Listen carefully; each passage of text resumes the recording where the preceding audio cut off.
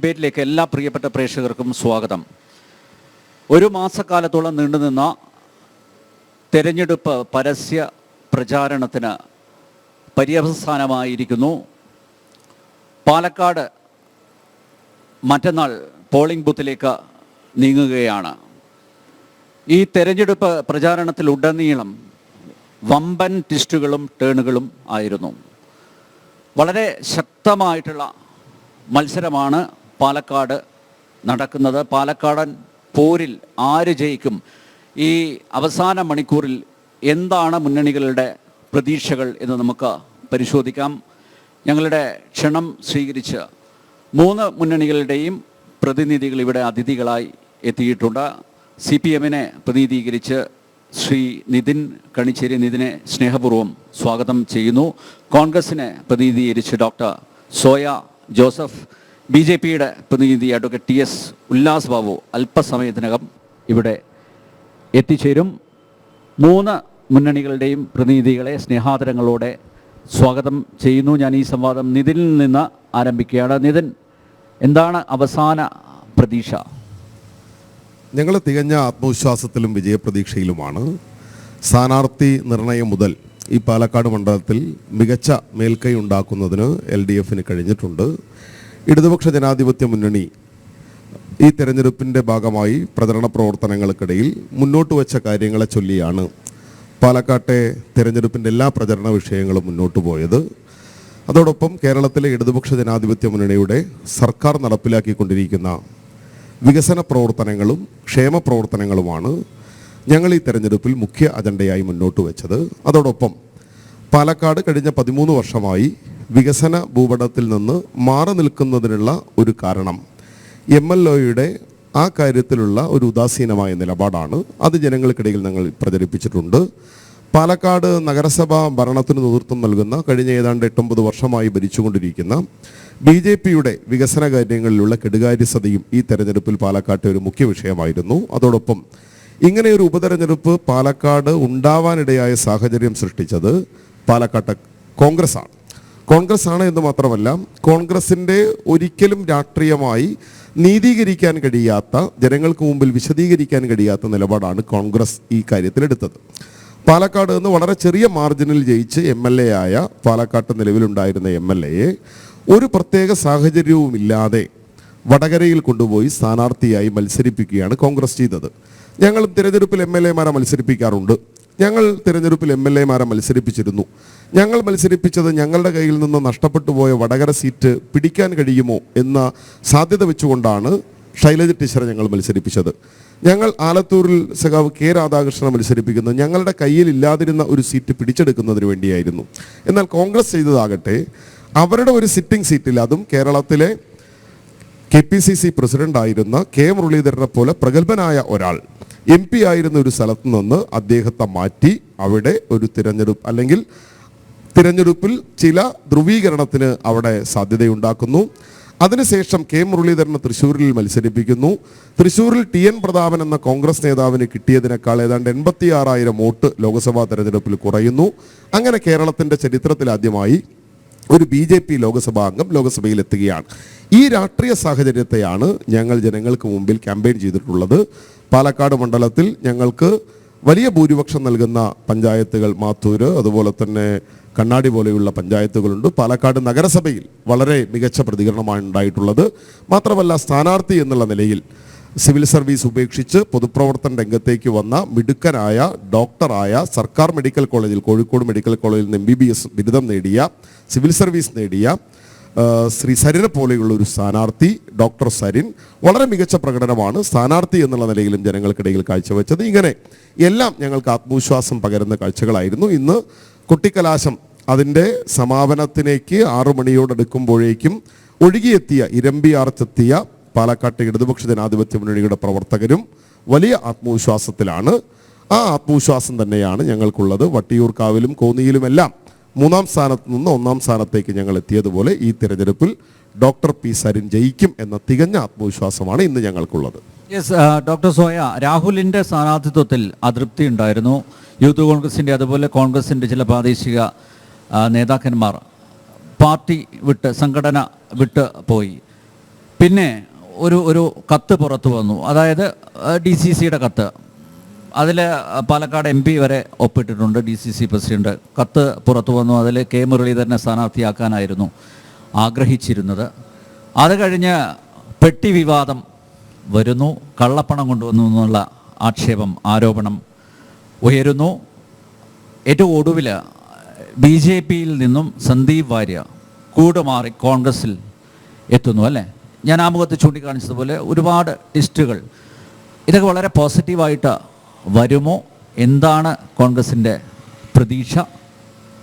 തീർച്ചയായും കോൺഗ്രസിനെ സംബന്ധിച്ച് എല്ലാ തരത്തിലും പോസിറ്റീവായി മാറിയ ഒരു ഇലക്ഷനാണ്. ഞങ്ങളൊക്കെ ഇവിടെ വരുന്ന സമയത്ത് തിരഞ്ഞെടുപ്പിലെ കഴിഞ്ഞ രാഷ്ട്രീയമായിട്ട് നമ്മൾ ഉണ്ടാക്കിയ മൈലേജിനപ്പുറത്തേക്ക് ഇവിടുത്തെ കണക്കുകൾ വെച്ച് സംസാരിക്കുമ്പോൾ സ്വാഭാവികമായും കഴിഞ്ഞ തവണയുണ്ടായിരുന്ന ഒരു ചെറിയ എഡ്ജ്, ആ എഡ്ജിനെ കവർ ചെയ്യാനാണ് നമ്മളെപ്പോഴും ശ്രമിക്കുക. അപ്പോൾ അത്തരം ഒരു എഡ്ജിനെ കവർ ചെയ്യാൻ ശ്രമിച്ച് നമ്മളിവിടെ വന്ന കോൺഗ്രസ്സുകാരെ സംബന്ധിച്ച്, UDFൻ്റെ പ്രവർത്തകരെ സംബന്ധിച്ച് ഈ അവസാന ലാപ്പിലെത്തുമ്പോഴേക്കും ഞങ്ങളുടെ ഭൂരിപക്ഷത്തെ സംബന്ധിച്ചിട്ടുള്ള ചിന്തകൾ മാത്രമാണ് ഞങ്ങളുടെ തലച്ചോറിലുള്ളത്. കാരണം അത്തരത്തിൽ വലിയൊരു മാറ്റം ഉണ്ടാക്കാൻ ഈ തെരഞ്ഞെടുപ്പിന് കഴിഞ്ഞു എന്നാണ് ഞാൻ ചിന്തിക്കുന്നത്. കാരണം ഈ പറഞ്ഞ ഒരുപാട് കാര്യങ്ങൾ, ഇപ്പോൾ നിങ്ങൾ സംസാരിച്ച ഈ വിവാദങ്ങളൊക്കെ, ഇതിലൊക്കെ എന്തൊക്കെ അസ്വാഭാവികതയാണുള്ളത് എന്ന് എനിക്ക് മനസ്സിലാകുന്നു. ഒരു തെരഞ്ഞെടുപ്പ് ഒരാളെ പ്രഖ്യാപിക്കുമ്പോൾ സ്വാഭാവികമായും കോൺഗ്രസ് പോലെയുള്ള ഒരു പാർട്ടിയെ സംബന്ധിച്ച് ആഭ്യന്തര ജനാധിപത്യം കൃത്യമായി പാലിക്കപ്പെടുന്ന ഒരു പാർട്ടിയെ സംബന്ധിച്ച് മുറുമുറുപ്പുകൾ ഉണ്ടാകും, അസ്വാരസ്യങ്ങൾ ഉണ്ടാകും. അതൊക്കെ എല്ലാ തെരഞ്ഞെടുപ്പുകളിലും സ്വാഭാവികമായിട്ടുണ്ടാകുന്നു. പക്ഷേ ഇതിൽ നിന്ന് കടന്നുപോയവരാരും, ഇപ്പം വിട്ടുപോയ ആളുകളുടെ അല്ലെങ്കിൽ യൂത്ത് കോൺഗ്രസ്സുകാരുടെയോ ഇപ്പോൾ പറയുന്ന CPMൻ്റെ സ്ഥാനാർത്ഥിയുടെ പോലും സ്വാധീനമെടുത്തു കഴിഞ്ഞാൽ ഈ പാലക്കാട് നിയോജക മണ്ഡലത്തിൽ നിന്നും ഒരു കോൺഗ്രസ്സുകാരൻ്റെ വോട്ട് പോലും ചോർന്നു പോകാൻ തക്ക സ്വാധീനമുള്ള ഒരാളും കോൺഗ്രസിൽ നിന്ന് പോയിട്ടില്ല എന്നുള്ളത് തന്നെയാണ് വാസ്തവം. അക്കാര്യത്തിൽ യാതൊരു തർക്കവുമില്ല. പിന്നീട് കടന്നു വരുന്ന വിവാദങ്ങളൊക്കെ, ഇപ്പോൾ പെട്ടി വിവാദം പോലും, അതൊക്കെ എത്ര ഈ തുടക്കത്തിലെ ചീറ്റിപ്പോയ ഒരു പടക്കമായി അത് അവസാനിച്ചു. കോൺഗ്രസിനെ സംബന്ധിച്ച് അത് ലെവലേശം ഏറ്റില്ല എന്ന് മാത്രമല്ല, കോൺഗ്രസിനെ സംബന്ധിച്ച് അത് വളരെ പോസിറ്റീവായി മാറുന്നൊരു സാഹചര്യം ഉണ്ടായിരുന്നു. അനാവശ്യ വിവാദങ്ങൾ ഉണ്ടാക്കുക. ഇപ്പം ഈ പറയുന്ന CPMൻ്റെ ആളുകൾ അല്ലെങ്കിൽ ഇടതുപക്ഷത്തിൻ്റെ ആളുകൾ ഒരിക്കലും BJP ആക്രമിക്കാൻ മുതിരുന്നില്ല. കൃഷ്ണകുമാറിനെ സംബന്ധിച്ചോ അല്ലെങ്കിൽ കോൺഗ്രസ് മുന്നോട്ട് വെക്കുന്ന മുനിസിപ്പാലിറ്റിയുടെ അഴിമതിയെ പറ്റിയോ, കൃഷ്ണകുമാർ നടത്തിയിട്ടുള്ള അല്ലെങ്കിൽ അദ്ദേഹവുമായി ബന്ധപ്പെട്ട് നിൽക്കുന്ന അഴിമതിയുടെയോ കെടുകാര്യസ്ഥതയുടെ കഥകളൊന്നും CPMൻ്റെ ഭാഷ്യത്തിലില്ല. അവരുടെ ഭാഷ്യത്തിലുള്ളത് രാഹുൽ മാങ്കൂട്ടത്തിലിനെ എങ്ങനെയൊക്കെ ആക്രമിക്കാം, ഷാഫി പറമ്പിലിനെ എങ്ങനെയൊക്കെ ആക്രമിക്കാം, എങ്ങനെയാണ് പെട്ടി വിവാദവും ട്രോളി വിവാദവും ഒക്കെ കേരളത്തിൻ്റെ പൊതുസമൂഹത്തിലേക്ക് വരുന്നത് അങ്ങനെയാണ്. കാരണം എത്രയോ ട്രിവിയലായിട്ടുള്ള കാര്യങ്ങൾ, വളരെ സില്ലി ആയിട്ടുള്ള കാര്യങ്ങളെ കേരളത്തിൻ്റെ പൊതുസമൂഹത്തിൽ വലിച്ചിഴച്ചുകൊണ്ട് അവർ സ്വയം പരിഹാസ്യരാകുന്ന കാഴ്ചയാണ് അത്തരത്തിലൊക്കെ കണ്ടത്. ഏറ്റവും അവസാന ലാപ്പിലേക്ക് എത്തുമ്പോഴും വലിയ ആത്മവിശ്വാസം സൃഷ്ടിക്കപ്പെടുന്ന തരത്തിൽ സന്ദീപ് വാര്യരെ പോലെ BJPയുടെ ഒരു ഫേസ് ആയിരുന്ന ഒരാൾ, വളരെ ഇപ്പം ഞങ്ങൾ സരിൻ എന്ന് പറയുന്ന CPMൻ്റെ ഒരു സ്ഥാനാർത്ഥി അങ്ങോട്ട് പോയപ്പോൾ അതിനെ വലിയ ആഘോഷത്തോടു കൂടെ സ്വീകരിക്കുകയും അത് വലിയ കൗതുകത്തോടു കൂടെ അതിനെ മനസ്സിലാക്കുകയും ഒക്കെ ചെയ്ത ആളുകളാണ്. അപ്പോൾ സന്ദീപ് വാര്യരുടെ രംഗപ്രവേശം വരുമ്പോൾ അതിനോട് എന്തോ വലിയ മുഖം തിരിച്ചു നിൽക്കുന്ന എല്ലാവരും BJPയിൽ നിന്ന് പുറത്തു ചാടണം, വർഗീയതയ്ക്കെതിരെ സംസാരിക്കണമെന്നൊക്കെ നിറയെ പറഞ്ഞു വെക്കുന്ന ഇടതുപക്ഷത്തിന് അത്ര ആർജവം പോരാ, അവർക്ക് അത്ര ആർജവം പോരാ. കാരണം അദ്ദേഹം ആദ്യം ഈ ലെഫ്റ്റിലേക്ക് സിഗ്നൽ ഒന്നിട്ടു, ആ സിഗ്നലിട്ട് പക്ഷേ അദ്ദേഹം റൈറ്റിലേക്കാണ് വന്നത് എന്ന് പറയുന്ന ഒരവസ്ഥയിൽ നിന്നും പരിഹാസ്യരായി പോയിട്ടുള്ള ഒരു കൂട്ടരാണ്. അദ്ദേഹത്തോട് ഇന്നലെ ചോദിക്കേണ്ടായി. അദ്ദേഹം പറഞ്ഞു, അദ്ദേഹത്തിൻ്റെ ഓരോ മറുപടികൾ നിങ്ങൾ ശ്രദ്ധിക്കണം. ആ സന്ദീപ് വാര്യരുടെ രാഷ്ട്രീയ പ്രവേശത്തെ കേവലം ഒരു വെറുതെ ഒരാളൊരു പാർട്ടിയിലേക്ക് കടന്നു വന്നതായി നിങ്ങൾ മനസ്സിലാക്കരുത്. ഒരു സ്ഥാനാർത്ഥി മോഹം കൊണ്ട് കടന്നു വന്ന ഒരാളല്ല. അങ്ങനെയായിരുന്നെങ്കിൽ അത് മുൻപേ ആകാമായിരുന്നു. അല്ലെങ്കിൽ ഈ പറയുന്നത് പോലെ ഒരു രാജ്യം ഭരിക്കുന്ന പാർട്ടിയുടെ വലിയ അല്ലെങ്കിൽ ഒരു ഫേസായി നിൽക്കുന്ന ഒരാളാണ് അയാൾ. മറ്റൊരു പാർട്ടിയിലേക്ക് പോകണമെങ്കിൽ അതിന് കൃത്യമായിട്ടുള്ള രാഷ്ട്രീയമായിട്ടുള്ള കാരണങ്ങളുണ്ട് എന്ന് പൊതുജനത്തിന് പോസിറ്റീവ് ഇമ്പാക്ട് ഉണ്ടാവുന്നത് തന്നെയാണോ? തീർച്ചയായും അദ്ദേഹം തന്നെ ഇന്നലെ മറുപടി പറയുന്നുണ്ടായിരുന്നു. കാരണം എന്തുകൊണ്ടാണ് നിങ്ങൾ കോൺഗ്രസിൽ ചേർന്നതെന്ന് ചോദിക്കുമ്പോൾ അദ്ദേഹം നൽകുന്ന ഒരു മറുപടിയുണ്ട്. കാരണം അദ്ദേഹത്തെ എത്രത്തോളം പൊളിറ്റിക്കലാണെന്നത് മനസ്സിലാക്കാൻ നമുക്ക് കഴിയും. അത് കോൺഗ്രസ് എന്ന് പറയുന്നത് ഇന്ത്യയിലെ ഓരോ മനുഷ്യൻ്റെയും DNA യിലുള്ള പാർട്ടിയാണ് എന്ന് പറയാനുള്ള ആർജവത്തിലേക്ക് അദ്ദേഹം മാറുമ്പോൾ തീർച്ചയായും രണ്ട് കൈയും നീട്ടി സ്വീകരിക്കുക എന്നുള്ളത് തന്നെയാണ് രാഷ്ട്രീയമായി അല്ലെങ്കിൽ അത് ഏറ്റവും ധാർമ്മികമായി ചെയ്യേണ്ട ഉത്തരവാദിത്തം. ഡോക്ടർ സോയ, 2 ആഴ്ച മുമ്പ് നിതിൻ കൂടി പങ്കെടുത്ത ജനസഭയിൽ ഇങ്ങനെയൊന്നും ആയിരുന്നില്ല സന്ദീപ് പറഞ്ഞിരുന്നത്. അപ്പൊ നോക്കുക, വോട്ടർമാർ ഇതൊക്കെ വിശദമായി വിലയിരുത്തില്ലേ, പരിശോധിക്കില്ല? അല്ല, ഞാൻ വന്നത് അപ്പൊ അങ്ങനെയാണെങ്കിൽ പി സരിൻ എന്ന് പറയുന്ന സ്ഥാനാർത്ഥി ഒരു ഘട്ടത്തിലും ജയിക്കാൻ പാടില്ല. പിണറായി വിജയന്റെ നേതൃത്വത്തിൽ, ആഭ്യന്തര വകുപ്പിന്റെ നേതൃത്വത്തിൽ ഇവിടെ സെക്സ് റാക്കറ്റ് പ്രവർത്തിക്കുന്നുവെന്ന് ഫേസ്ബുക്കിൽ ഇപ്പോഴും തെളിവിട്ടിട്ടുള്ള ആളാണ്. അപ്പൊ അങ്ങനെയാണെങ്കിൽ അദ്ദേഹത്തിന്റെ നിലപാട് തറയെ നമ്മൾ എങ്ങനെ ചോദ്യം ചെയ്യും? അദ്ദേഹത്തെ ഞങ്ങൾ സ്ഥാനാർത്ഥിയാകാൻ പിടിച്ചുകൊണ്ടുപോയതൊന്നുമല്ല. അദ്ദേഹം വളരെ കൃത്യമായി പൊളിറ്റിക്കലായി മറുപടി പറയുന്നുണ്ട്. എവിടെയാണ് ഞാൻ ഉപേക്ഷിച്ചു വന്നത്? എൻ്റെ രാഷ്ട്രീയം എവിടെയാണ് ഞാൻ ഉപേക്ഷിച്ചു വന്നത്? ഞാൻ പുതിയ രാഷ്ട്രീയത്തിലേക്ക് കടക്കുകയാണ്. അദ്ദേഹത്തോട് ചോദിക്കുന്നുണ്ട് ഇന്നലെ പോലും, എന്തുകൊണ്ടാണ് നിങ്ങൾ CPM-ൽ പോകാത്തത് എന്ന് ചോദിക്കുമ്പോൾ അദ്ദേഹത്തിന് കൃത്യമായ മറുപടിയുണ്ട്. ആരെങ്കിലും വിയൂർ സെൻട്രൽ ജയിലിൽ നിന്ന് കണ്ണൂർ സെൻട്രൽ ജയിലിലേക്ക് ട്രാൻസ്ഫർ വെക്കുമോ എന്നാണ് അദ്ദേഹം ചോദിക്കുന്നത്. അപ്പോൾ അത്തരത്തിലുള്ള രാഷ്ട്രീയമുണ്ട് ഇവിടുത്തെ. അല്ലെങ്കിൽ ഇവിടെ രണ്ടാമത് നിൽക്കുന്ന BJP-യെ സംബന്ധിച്ച് കേരളത്തിലെ ജനങ്ങൾ ഏറ്റവും അവസാന ലാപ്പിൽ ഏറ്റവും അധികം ശ്രദ്ധിക്കാൻ പോകുന്ന ഒരു കാര്യമായി മാറുന്നത് വയനാട് പാക്കേജ് പ്രഖ്യാപിക്കാത്തതിൻ്റെ ഏറ്റവും വലിയ ദുരിതമാണ്. കാരണം ഞാനും നിങ്ങളും ഉൾപ്പെടെയുള്ള ആളുകൾ വയനാടുമായി ബന്ധപ്പെട്ട ദുരിതത്തിൽ ഞാനും നിങ്ങളുമൊക്കെ ഏതെങ്കിലും തരത്തിൽ കേരളത്തിലെ മനുഷ്യർ മുഴുവൻ അതിൽ പങ്കെടുത്തിരുന്നു. നിങ്ങളുടെ ഒരു ചെറിയ സഹായം, 50 രൂപയോ 100 രൂപയോ, നിങ്ങളുടെ ഒരു വസ്ത്രമോ അല്ലെങ്കിൽ നിങ്ങളുടെ ഒരു പാക്കറ്റ് ബിസ്ക്കറ്റോ ആയി ആ മനുഷ്യർക്ക് എത്തിച്ചേരണമെന്ന് കേരളത്തിലെ മുഴുവൻ മനുഷ്യരും വാദിച്ചിരുന്നു, അല്ലെങ്കിൽ മുഴുവൻ മനുഷ്യരും അതിനുവേണ്ടി ശ്രമിച്ചിരുന്നു. അത്തരം ഒരു ഇടത്ത് നിന്നുകൊണ്ട് ഒരു വയനാടിന് പാക്കേജ് പ്രഖ്യാപിക്കാൻ സാധിക്കില്ല എന്ന് പറഞ്ഞത് BJP-യുടെ ഭൂപടത്തിൽ വയനാട് ദുരന്ത ബാധിതർക്ക് ഒന്നും കൊടുത്തില്ല എന്ന് പറയരുത്. അല്ലാതെ എന്തുകൊണ്ടൊരു വയനാട് പാക്കേജ്? കാരണം നമുക്കൊക്കെ അതിന്റെ ദുരന്തത്തിന്റെ ഗൗരവം മനസ്സിലാക്കാൻ കഴിയും. എന്ത് ക്രൈറ്റീരിയ വെച്ചിട്ടാണെങ്കിലും ഒരു കേന്ദ്ര ഗവൺമെന്റിനെ സംബന്ധിച്ച് അതൊരു ക്രിട്ടിക്കൽ കലാമിറ്റിയായി പ്രഖ്യാപിക്കാനുള്ള ഏറ്റവും തീവ്രമായ ശ്രമങ്ങൾ നടത്തേണ്ട ആളുകളാണ്. അവർ പറഞ്ഞു വെക്കുന്നത് എന്താ? കേരളത്തിൽ അല്ലെങ്കിൽ BJP-യുടെ ഭൂപടത്തിൽ കേരളമില്ല എന്ന് പറഞ്ഞു വെക്കുമ്പോൾ അല്ലെങ്കിൽ കേരളത്തിൻ്റെ ഭൂപടത്തിൽ BJP-യും ഉണ്ടാകരുത് എന്ന തീരുമാനമെടുക്കാൻ പോകുന്ന ഒരു തെരഞ്ഞെടുപ്പായി ഇത് തീർച്ചയായും മാറും. അത്തരത്തിൽ ഒരു തെരഞ്ഞെടുപ്പായി മാറാൻ പോകുന്ന ഒന്നായി ഇത് തീർച്ചയായും ചരിത്രം അടയാളപ്പെടുത്തും. രാഹുൽ മാങ്കൂട്ടത്തിൻ്റെ വിജയത്തെ സംബന്ധിച്ച് യാതൊരു വ്യക്തത കുറവും ഈ പാലക്കാട് നിയോജക മണ്ഡലത്തെ സംബന്ധിച്ചില്ല. ഞങ്ങളൊക്കെ ഗ്രൗണ്ടിൽ ഓരോ വീടുകളിൽ കയറുമ്പോൾ, ഓരോ കടകളിൽ കയറുമ്പോൾ, ഓരോ മനുഷ്യരെ കാണുമ്പോൾ ഉണ്ടാകുന്ന ആത്മവിശ്വാസം വളരെയധികം വലുതാണ്. അത് എത്രത്തോളം രാഹുലിനെ ഈ പ്രദേശത്തുകാർ ചേർത്ത് നിർത്തുന്നു, ഷാഫി മുന്നോട്ട് വെച്ചിട്ടുള്ള 13 വർഷത്തിന്റെ വികസനങ്ങൾ അവരെങ്ങനെ മനസ്സിലാക്കുന്നു എന്നുള്ളതിന്റെ കൃത്യമായ ഉത്തരം 23-ാം തീയതി ഈ നിയോജക മണ്ഡലം നമുക്ക് തരും എന്നുള്ള കാര്യത്തിൽ സംശയം വേണ്ട. ഉല്ലാസ് ബാബു വർദ്ധിച്ച ആത്മവിശ്വാസത്തിലാണ് രണ്ടുപേരും കേട്ടോ. വൻ ഭൂരിപക്ഷത്തിൽ രാഹുൽ മാങ്കൂട്ടത്ത് ജയിക്കുന്നു ഡോക്ടർ സോയ പറയുന്നു. അതുപോലെ നിതിനും വലിയ പ്രതീക്ഷയിലാണ്. ഇപ്പം സോയ അവസാനം ഒരു കാര്യം പറഞ്ഞു കേട്ടോ, ഈ വയനാട് പാക്കേജ് പ്രഖ്യാപിച്ചില്ല, കേന്ദ്രം ഒന്നും നൽകിയില്ല എന്നുള്ള ഒരു ആക്ഷേപം അത് തെരഞ്ഞെടുപ്പ് പ്രചരണ രംഗത്ത് സജീവമായിട്ട് ഉയർത്തിയിരുന്നു. അതിനുകൂടി ഒരു മറുപടി ആവാം. തീർച്ചയായിട്ടും സോയാജി, ഇത് ചേട്ടൻ നേരം വൈകി ഇതിൽ ക്ഷമിക്കണം. പ്രതീക്ഷകൾ എല്ലാ രാഷ്ട്രീയ പാർട്ടികളും വയ്ക്കും. സ്വാഭാവികമായിട്ട് തെരഞ്ഞെടുപ്പ് മത്സരിക്കുമ്പോൾ 3 മുന്നണികളും മത്സരിക്കുന്നത് തെരഞ്ഞെടുപ്പ് വിജയിക്കാൻ തന്നെയാണ്.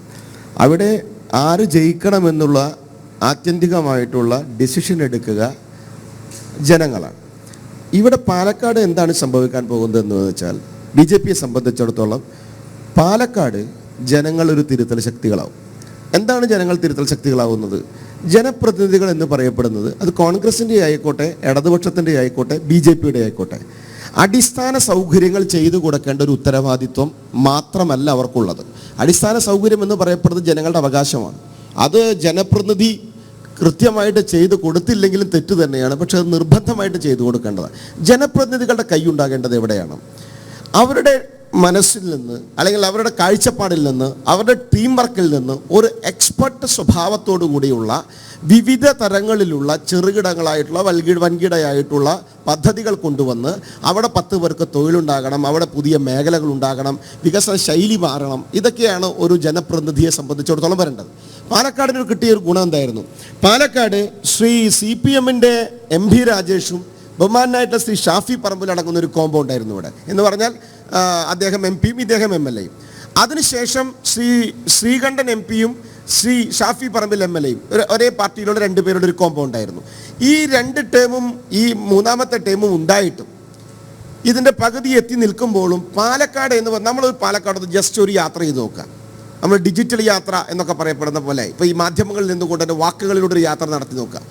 മുനിസിപ്പാലിറ്റി ഞാൻ അങ്ങോട്ട് തുടങ്ങാം. BJP ഭരിക്കുന്ന മുനിസിപ്പാലിറ്റിയിൽ ടൗൺ ഹാളുണ്ടോ? അവിടെ മറ്റേ ഇൻഡോർ സ്റ്റേഡിയത്തിൻ്റെ പ്രശ്നമില്ലേ? അവിടെ ഞങ്ങളുണ്ടാക്കി തന്ന സിന്തറ്റിക് പാർക്കല്ലേ പ്രശ്നം? AR മേനോൻ പാർക്ക് നിങ്ങൾ കൃത്യമായി ചെയ്തിട്ടുണ്ടോ? ഇത്യാദി കാര്യങ്ങളൊക്കെയാണല്ലോ പറഞ്ഞ നിരവധി തവണ BJPക്കെതിരെയായിട്ട് ഉയർത്തി വരുന്നത്. റോഡ്, തോട്, കാട് എന്നൊക്കെ പറഞ്ഞു. സ്വാഭാവികമായിട്ട് BJP അത് മറുപടി പറയാതെ ഒരു കാരണവശാലും പോകാൻ പാടില്ല. കാരണം അത് ജനങ്ങളോട് ഞാൻ ഹൈഡ് ആൻഡ് സീക്ക് കളിക്കുന്നത് പോലെയായിരിക്കും. നിങ്ങളൊന്ന് രണ്ടുപേരും എനിക്കെതിരെയുള്ള ഇന്ത്യ മുന്നണി ആയതുകൊണ്ടാണ് 1 മിനിറ്റ് എനിക്ക് തരണം. അതായത് BJPയെ സംബന്ധിച്ചിടത്തോളം അതിലെന്താ മാർഗം? ബഹുമാനായ ശ്രീ MP രാജേഷ് അദ്ദേഹം തദ്ദേശ സ്വയംഭരണ സ്ഥാപനങ്ങളുടെ മന്ത്രിയായിട്ടിരിക്കെ സ്വന്തം മക്കളോട് നമുക്കൊരു സ്നേഹം ഉണ്ടാവണം. അന്യ മക്കളോടും കുട്ടികളോടും സ്നേഹം ഉണ്ടാവണം. പക്ഷേ എന്നാൽ സ്വന്തം മക്കളോട് നമുക്കൊരു പൊട്ടി സ്നേഹം കൂടും. അദ്ദേഹം ഈ പാലക്കാടിൻ്റെ മണ്ണിലായതുകൊണ്ട് അദ്ദേഹം ഈ മുനിസിപ്പാലിറ്റിയോട് സ്നേഹം കാണിക്കേണ്ടതായിരുന്നു, കാണിച്ചില്ല. ബഹുമാനായ ഷാഫി പറമ്പിൽ ഇത്ര കാലം ഉണ്ടായിരിക്കെ ഷാഫി പറമ്പിലും സർക്കാരും മുനിസിപ്പാലിറ്റി അധികാരികളും ഒരുമിച്ചിരുന്ന് പ്രവർത്തിക്ക് പോകേണ്ട കാര്യങ്ങളാണ് ഈ അടിസ്ഥാന സൗകര്യ വികസനങ്ങൾ. CPM അധികാരത്തിൽ വന്നതിന് ശേഷം തദ്ദേശ സ്വയംഭരണ സ്ഥാപനങ്ങളൊക്കെ തനത് ഫണ്ടുകളില്ലാത്ത സംവിധാനമാണല്ലോ. അവിടെ 50% വെട്ടിക്കുറയ്ക്കുമ്പോൾ സ്വാഭാവികമായിട്ട് അവിടെ നിന്ന് കിട്ടുന്ന പൈസ കൊണ്ട് അവിടുത്തെ കാര്യങ്ങളെ സാധിക്കുള്ളൂ.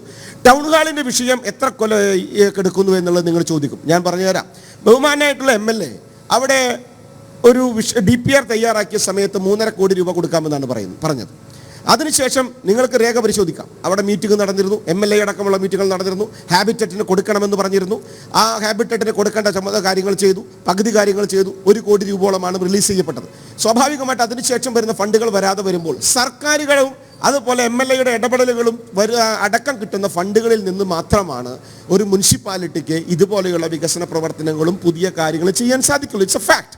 രണ്ടാമത്തെ കാര്യം, അറബുശാലയുടെ വിഷയം. കിഫ്ബിയിൽ നിന്ന് 10 കോടി രൂപ ബഹുമാനപ്പെട്ട സർക്കാർ തന്നിട്ടുണ്ട്, ഞാൻ അംഗീകരിക്കുന്നു. പക്ഷേ അതെന്തുകൊണ്ടാണ് സോഡ കുപ്പടിലെ ഗോലി പോലെയായത്? കാണാൻ നല്ല ഭംഗിയുണ്ട്, പക്ഷെ അത് എടുക്കാൻ കിട്ടില്ല. കാരണം എന്താണ്? 50 സെന്റ് മാത്രമാണ് കളക്ടർക്ക് കൊടുക്കാൻ സാധിക്കുള്ളൂ. 65 സെന്റിലാണ് ഡിസൈൻ നിൽക്കുന്നത്. 15 സെന്റ് കൂടി അനുവദിച്ച് തരണമെന്ന് ബഹുമാനപ്പെട്ട മുനിസിപ്പാലിറ്റി സ്വാഭാവികമായിട്ട് ആരോട് പറഞ്ഞിട്ടുണ്ട്? സർക്കാരിനോട് പറഞ്ഞിട്ട് റവന്യൂ ഡിപ്പാർട്ട്മെന്റാണ് തീരുമാനമെടുക്കേണ്ടത്. എത്ര കൊല്ലമായി എന്നറിയോ കടലാസ് കിടന്ന് അങ്ങോട്ടും ഇങ്ങോട്ടും തത്തിക്കളിക്കുന്നു. അവിടെയും ആ സാധാരണക്കാർക്ക് കിട്ടേണ്ട അല്ലെങ്കിൽ പാലക്കാടിന് കിട്ടേണ്ട വികസനം അവർക്ക് സാധ്യമായില്ല. ഇതേപോലെ തന്നെ ഓരോ വിഷയങ്ങളിലും ഇൻഡോർ സ്റ്റേഡിയം ആയിക്കോട്ടെ, മറ്റ് സംവിധാനങ്ങളായിക്കോട്ടെ, കാനറ ബാങ്ക് ബിൽഡിങ്ങുകളായിക്കോട്ടെ, ഇവർക്ക് പൂർത്തീകരിക്കാനുള്ള സംവിധാനം കൊടുക്കാതെ സർക്കാർ ഇങ്ങനെ കഴിക്കുമ്പോൾ അവിടെ BJPയെ കുറ്റം പറഞ്ഞിട്ട് കാര്യമില്ല. കാഴ്ചപ്പാട് ഞങ്ങൾക്കില്ലാതെ കൊണ്ടല്ല, ആ കാഴ്ചപ്പാട് നടപ്പിലാക്കാതിരിക്കാൻ സാമ്പത്തിക സ്രോതസ്സിനെ പൂർണ്ണമായിട്ട് ഇവിടേക്ക് വരുന്നതിൽ നിന്ന് തടയുന്ന രാഷ്ട്രീയം, അത് ബഹുമാനായ ഷാഫി ചെയ്താലും തെറ്റാണ്, ബഹുമാനായ സർക്കാർ ചെയ്താലും തെറ്റാണ്. ഇവർ രണ്ടുപേരും അത് ചെയ്തു എന്നുള്ളതാണ് നമ്മൾ മനസ്സിലാക്കേണ്ട കാര്യം. മെഡിക്കൽ കോളേജ് പിണറായി വിജയന്റെ കാലഘട്ടത്തിൽ ഉണ്ടായി എന്ന് അവർ വാദിക്കുന്നു. ഉമ്മൻചാണ്ടി സാറിന്റെ കാലഘട്ടത്തിൽ നിന്ന് ഷാഫി പറമ്പിൽ തുടക്കം കുറിച്ച കാലഘട്ടത്തിൽ നിന്നാണ് ഇതിന്റെ തുടക്കമെന്ന് ഇവർ വാദിക്കുന്നു. ശരി, ബഹുമാനായ ഉമ്മൻചാണ്ടി സാറിന്റെ കാലഘട്ടത്തിൽ നിന്ന് ബഹുമാനായ പിണറായി വിജയൻ മുഖ്യമന്ത്രിയുടെ കാലഘട്ടത്തിലേക്ക് എത്തി നിൽക്കുമ്പോഴും പാലക്കാട് മെഡിക്കൽ കോളേജ്, ഇന്നും പാലക്കാടുകാർ തൃശ്ശൂർ മെഡിക്കൽ കോളേജിനെയും തൃശ്ശൂർ ജൂബിലി മിഷൻ ഹോസ്പിറ്റലിനെയും ആശ്രയിച്ച് മുന്നോട്ട് പോകുന്നു. കാരണം എന്താ? അപ്പോൾ കുറച്ച് പേർ അവിടെ പഠിക്കുന്നുണ്ട്, കുറച്ച് പേർ ഇവിടെ പഠിക്കുന്നുണ്ട്, കുറച്ച് പേർ അവിടെ കിടക്കുന്നുണ്ട്. അങ്ങനെയല്ലല്ലോ മെഡിക്കൽ കോളേജ് വേണ്ടത്. നിങ്ങളുടെ ക്യാമറ കണ്ണുകളെ മെഡിക്കൽ കോളേജിലേക്ക് ഒന്ന് പോയി നോക്കണം. ഈ യഥാർത്ഥത്തിൽ കൃത്യമായിട്ട് അവിടെ കാര്യങ്ങൾ നടന്നിട്ടുണ്ടോ ഇല്ലയോ നിങ്ങൾ ചോദിക്കണം.